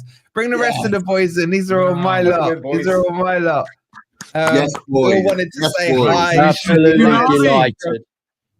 delighted for you guys. Absolutely Cheers, and boys. the fact you beat Liverpool as well makes it even sweeter, mate. Oh, And hates Liverpool, and so does Esma. Like, die hard hates them. And Wolfie's right. You dominated that game. Honestly, you made them look pathetic. You made them look useless. A poor team. You absolutely deserved it. You deserved to win by more. You could have had 5 easily. Yeah, easily. Boys, what was your thoughts when they, in the 96th minute or something when they scored their goal to make it 2-1? What were your thoughts on that? Because for me, I didn't think it was deserved, and I think we all, as Newcastle fans, we didn't think it was deserved. What were your thoughts on that when that hit the net? Yeah, definitely against the run of play, and it kind of made me a little bit nervous on your behalf. But I think you did the right thing, taking it into the corner towards the end, basically killing them any sort of momentum that they might have had. But it was totally against the run of play, and it was just I felt like you should have got a goal before Isak actually scored his win, what proved to be the winning goal. But what I really loved, obviously, it was an emotional day for everyone. Just hearing what Guimaraes had to say at the end of the game, even for me, who's got apart from the fact that you beat Liverpool, Newcastle, you are in our alliance, as Wolfie quite rightly says, So I was happy for you on that behalf. But I actually got teary-eyed listening to what Guimaraes and seeing what it means to the fan base and to the players as well. I saw how you guys celebrated when you beat us in that second round game and after the penalty shootout, and I just knew that day you were destined to win that cup, and I'm so glad it happened. And onwards and upwards. You know what I was worried about? The fact that when you played Man U in the final, you were in bad form, and Man U weren't a great side, but it was just like a non-event of a game. and I was worried that prior to this game, everything was going against you. Anthony Gordon, Lewis Hall, everything was going against you. And you just thought, it's going to be the same. I almost didn't watch it because I can't stand to see Liverpool win. But I thought, no, after 10 minutes, I thought, hey, this is all right. This is good. This is this is easy. And when that goal went in for Liverpool, I know I'm not a Geordie, so I'm obviously not feeling the same as you guys, but I didn't feel nervous. I thought, no, they're still going to do it. There's no way this Liverpool side's going to go through and do it again. They're going to be fine. And it was great. You know what it is, though, man? After that goal went in, I expected an onslaught. Oh, God, here we go. Here comes the Liverpool luck kind of thing. But you guys were so composed. Yeah, you just took the steam out of it. It was that for me is the biggest takeaway I would have taken from the match. The way that there wasn't that throw the kitchen sink at Newcastle scenario. And that just shows, you know what? This team is developed, boys. This team is developed and it can and should kick on from this. Sorry, Ben, I interrupted Joe you. Linton was immense, by the way. I thought Joe Linton was immense. Yeah, I was going to say Joe Linton was fantastic, but I'm just glad you wiped that smile off his smug face of Arnie Slot, because I can't stand the guy. He thinks every team is beneath him, and like when a team lower in the table beats him, it's almost like he can't comprehend it, how it can possibly happen. So I was so happy that you managed to get through and win the game, but. Yeah, look, you had Liverpool basically. Yeah, they had nothing. They had nothing to offer. Yeah, they scored a goal with a few minutes to go, but you guys were class all game. So, well, can I say two things? Sorry, it's just one. Those lot that come over from our channel, because we redirect over to you. Please make sure you're subscribed to our boys here at Loaded Mag. Top content, top quality. Those of you watching, you loyalist Geordies in here, yeah. Who hasn't scanned this QR code yet? These boys deserve at least one drink. So go grab them a drink, man, so they can celebrate long into the night. Yeah, and just make sure you've hit that like button and everything. The key message I do not want to come out of this game is that Liverpool were crap and that's why Newcastle won. Do you know what I mean? Because we've seen it so many times, boys, that it was Liverpool that didn't turn up. Had they turned up, they would have won. No, even if they turned up, I still think you had them. I just think, you know what it was for me? The scenes yesterday in Covent Garden and all that. There was just, I just felt your fans were crazy good, man. I just feel that just added that 12th man from yesterday. Normally you just get it in the pitch environment and what have you. I just felt you pushed it into London from yesterday. It was crazy scenes yesterday. And you had Forest number 8, Elliot Anderson, in the crowd, leading the way. Yeah, so did you see that? Did you see it? I guess he gave him a few tactics before the match. Being Liverpool, it's easy for us. So. And I just want to add, I would say the majority of any neutrals were backing Newcastle today. Everyone. Everybody wanted to get back. Liverpool are hated, but not just hated by us. I don't think that many fans. And they've earned it. They've absolutely earned it. And it's a cockiness at one point. They're thinking they're going to get a quadruple this season, and just I'm glad one by one. I'm just a little bit gutted that neither of us saw any close to them in the league to really give them a little bit to worry about, because they are serial bottlers. We did our bit. We did our bit, mate. No, we took 5 points away from them. We did our best. We did our bit.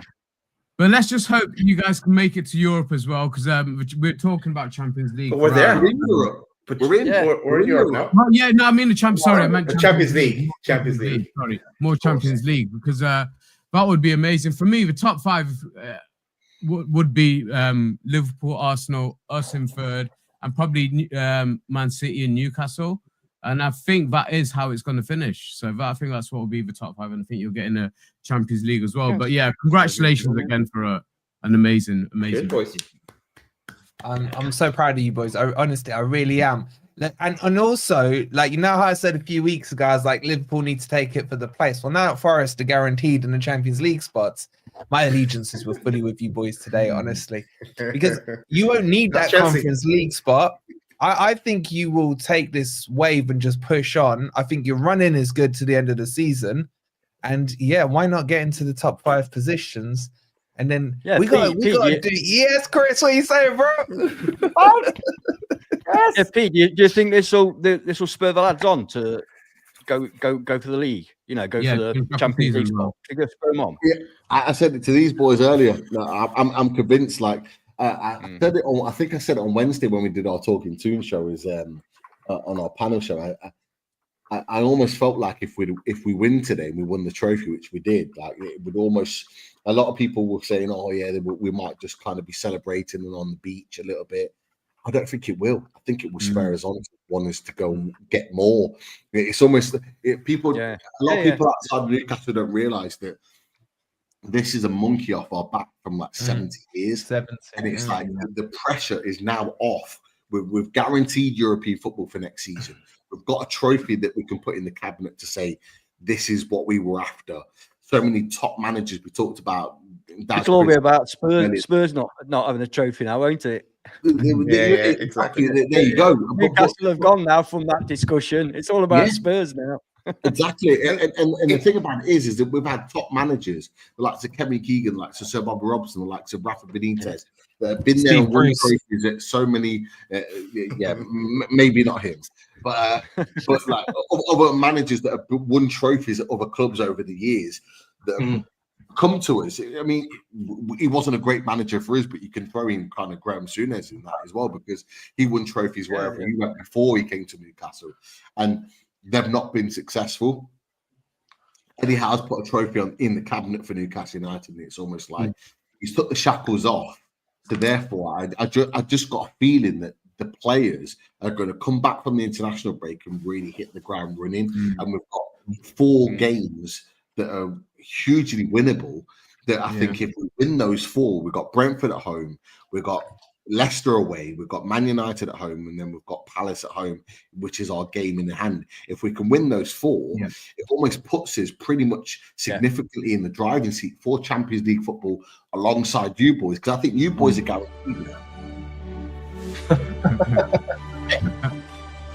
As always, that is perfectly timed. And I think we can all... Gives me goosebumps. I got goosebumps. Yeah, we can all like favor the moment here, because I think the crowd as well, Pete, is going to be bubbling even more than it already does, isn't it? It's going to be crazy up there. Yeah, this is the other thing I wanted to mention. Not since Forest were in that playoff final and we basically took over Wembley have I heard Wembley so loud. And even the commentators were saying it was literally shaking when you guys have scored and when obviously the final whistle went. So amazing day for your fans all around. It's great to go there, obviously, and win something. You've had a few bad days in the past, but massive monkey off the shoulder. But you have got a decent next 3 or 4 games, but you still got a tricky run in. Do you think you guys have got enough to secure that fine? I think probably looking at you're fighting over 4th and 5th, really, aren't you? So do you think you've got enough in the tank with a few players coming back? Obviously, Anthony Gordon coming back from his stupid suspension, and Hall won't be back this season, will he? I think he's out for the rest of the year, isn't he? But you still got a couple of players to come back. Do you think you've got enough? Do you think you've got enough to get that final couple of spots? Go on, that's Chris. Go for it. Go on, Chris. You're on mute, Chris. Chris, you're muted. I'm muted. Also, can we have a look at Chris's eyes, please? I want to see how glazed they are. Mate, I'm on Guinness number 9. I'm having the time of my life. The only reason I was laughing then, and this is no disrespect accents, but you know, you mentioned that we were battling for 4th and 5th. Is that because are you saying third's nailed? Is that what you're saying now? Second, yeah. We're looking for second. Why not, mate? Why not? For me, any top 5 position would be fine for me. I'm not as greedy as the rest of them. But if you have a look at our running, guys, if you look at our last 9 games now, they're very winnable. And we had a 7-game winning run with most of these teams that we're playing up against now. So I think we've got the best running out of the top 5, to be honest. That's why I put us where we are. Yeah. I wanted to tell you guys, and some people are going to think this is really, really sad, and it probably is.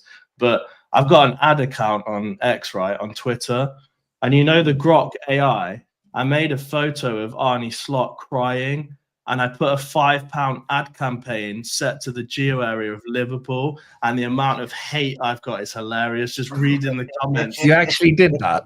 Yeah, just this ad of Arnie Slot crying going out to the Liverpool geo area. You're just messed up. Comments are so funny. He lives to troll. He lives to troll. Honestly, boys, but do you lot see this? Like after our Ipswich game and after you've won, I just feel, is there a changing of the guard? If this season goes as we want it to go, both of us in the top four, you got to try. We could still win the FA Cup. You know, that's not out the realms of possibility as well. Yeah. Is this now a change in it? I would love to see Forest, Newcastle, and Villa just smash this Cartel 6, man, and just maybe not Villa. Maybe not Villa.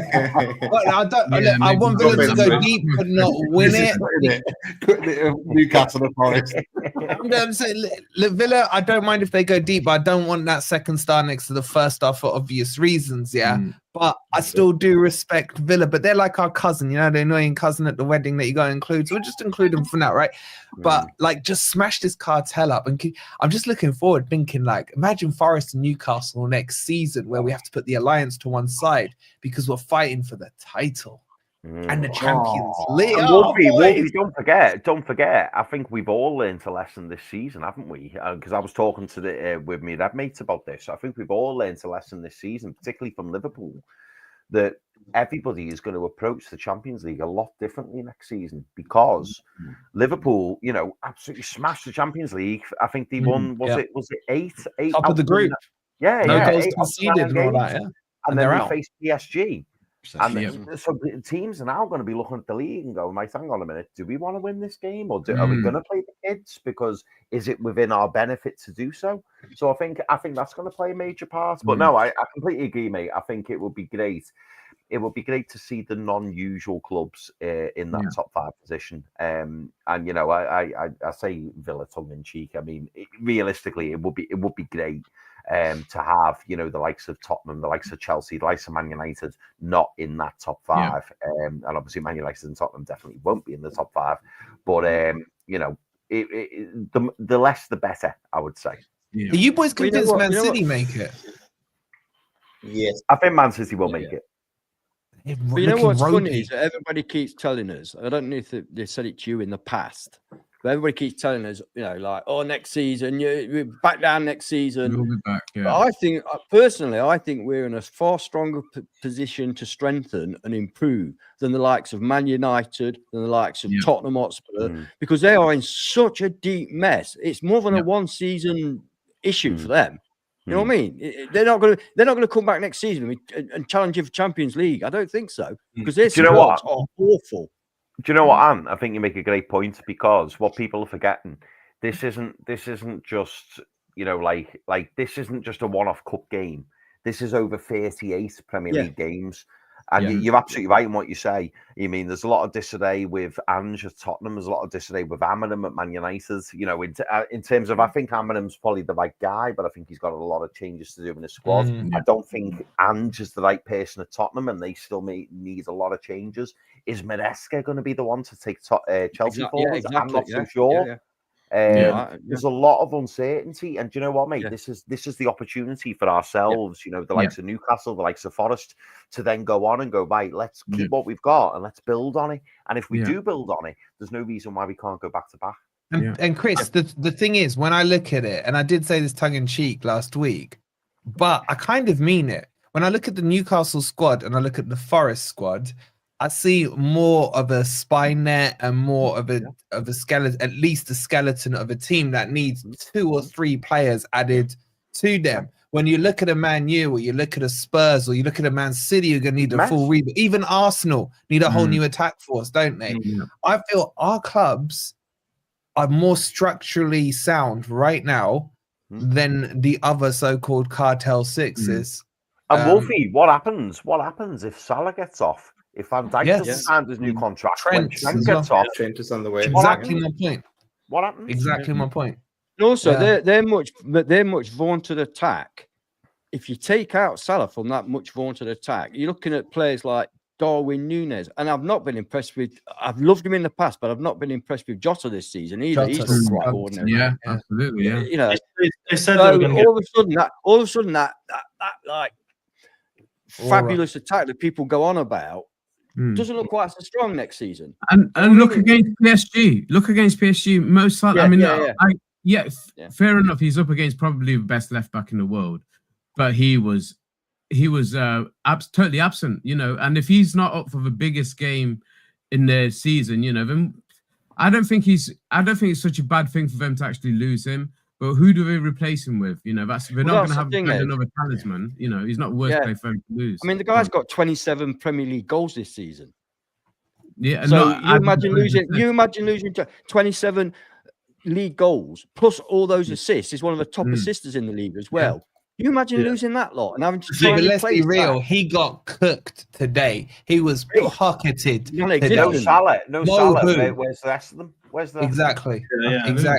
And again, the talk is about how bad he was, not how well you defended against him, and that really annoys me and frustrates me. Livramento's Tino's class. Yeah. I think he's playing out of position. He's playing out of position. Yeah. He's in left back. One of the biggest differences I see is that you can tell that the Newcastle and Forest changing room are completely together, led by the manager. You can tell they're all having a great time, just playing together, working together. And I don't see that. Yeah, exactly. Good timing on the phone. I don't see that in the Man City dressing room, in the Arsenal dressing room. 100%. You can tell there's frustration there. You can tell. We saw the other day Trent having Salah in the Liverpool training. Like, I don't see that in Newcastle and Forest. I see a togetherness, and that will make you go far as well. Even if you don't have the most skillful team, it will take you to a point. 100%. And we've seen it. And like I said, go back to that win you had over us after penalties in the second round. The way you celebrated that night with your fans obviously made me show that how seriously you were taking that competition, but also how together you were. And the fans have been 100% obviously behind you. We know you've got one of the best fan bases, and we argue that we'll probably got one of the best fan bases in the Premier League as well. Certainly from outside the big six or cartel six, including the big six, bro. Including them, sorry.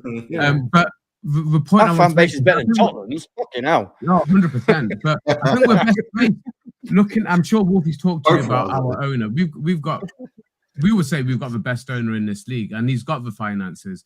So our clubs are best placed with what the guys have said about the squad that you've already built. So your squad, I would say, is obviously a couple of seasons ahead of ours, because you got promoted those 2 years earlier. You just survived relegation, and then you've pushed on from there.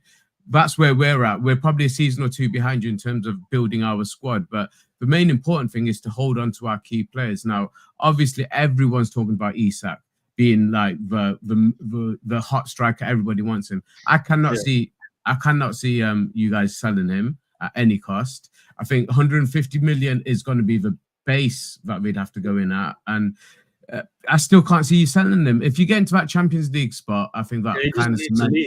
I think that's what you need. If you get Champions League, what's the point? You might as well stay at Newcastle. Yeah. But where I was going to go with that, do you see any danger of losing him if you don't get Champions League? No, he's not going, boys. Our CEO has come out and said as well that we're not selling Isak. But just to cement us getting Champions League football, he is going on. And he'll sign a new contract as well, hopefully in the summer. But listen, I know we've hijacked your show. I apologize, but we wanted to come on and say much love and everything. But we also still would like our thanks for Sangare and Taiwo missing those penalties, boys, because without those, you were behind in the penalty shootout. Let's not forget, but joking aside, if we were going to go out to a team, I'm glad it was you. And I'm glad we can say we lost to the winners, boys. There's my spin on it as well. So, you know what I'm saying? So I'm really happy for you, boys. Sorry we've hijacked your show, but I just really wanted to get on and congratulations. Best of luck in the FA Cup, boys. Best of luck. Up the tune. Of the boys, honestly, it's an absolute pleasure. Obviously, Wolfie, we love your channel. We love what you do on all things Forest. And everybody from a Newcastle perspective, if you haven't subscribed to Wolfie's channel, Forest Fans TV, make sure you do that as well. And these boys have taken the time to come and join us. in our celebrations tonight. So let's give them the same thanks back and make sure we subscribe to them as well. Boys, you are always welcome on this channel. You know that. Wolfie, you know the score. We've told you before. It's an absolute pleasure to have you join us in our moment, and you're always welcome. So it's great. I'm just feel privileged that you shared it with us, boys. Honestly, I'm so happy for you guys, and I hope we both kick on now. And you know, top 10 talk this week's gonna be fun. See you later, guys. It won't be the last time that we, as a group of people, are on the same sort of panel together. Champions League draw. Forest. Oh yeah. There's loads of fun. That's a good one. Enjoy the rest of your stream. Much love to you. Much love to your chat. I love your chat so much. You know, we got love relationship with them and a little bit of trolling, so it's all good fun. But up the Alliance, up the Tune, and up the Forest, boys. Up the Champions League. There we go. Hopefully both of us. See you later, boys. Enjoy the rest of your stream. Take care, boys. Take care, boys. Congratulations. Love it. Nice lads. Great guys. What guys. And even Jones has put here up the Alliance. Well, forget about the Chelsea thing. Up the Alliance. The real Alliance. The original. Boys, that is it. I think we're bringing the night to a close. Thanks everyone that has been joined us for the night or dipped in and out, because it's been a long one, including you, Chris. It's nearly been as long as my the away days. We'll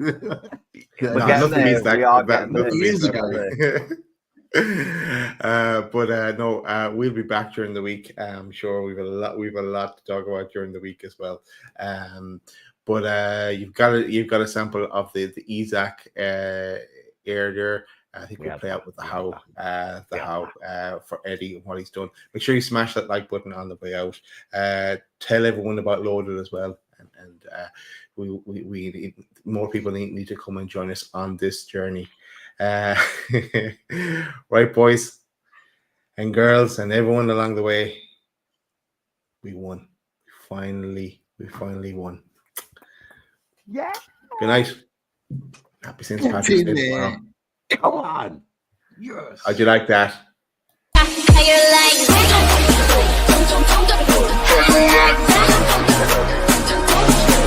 like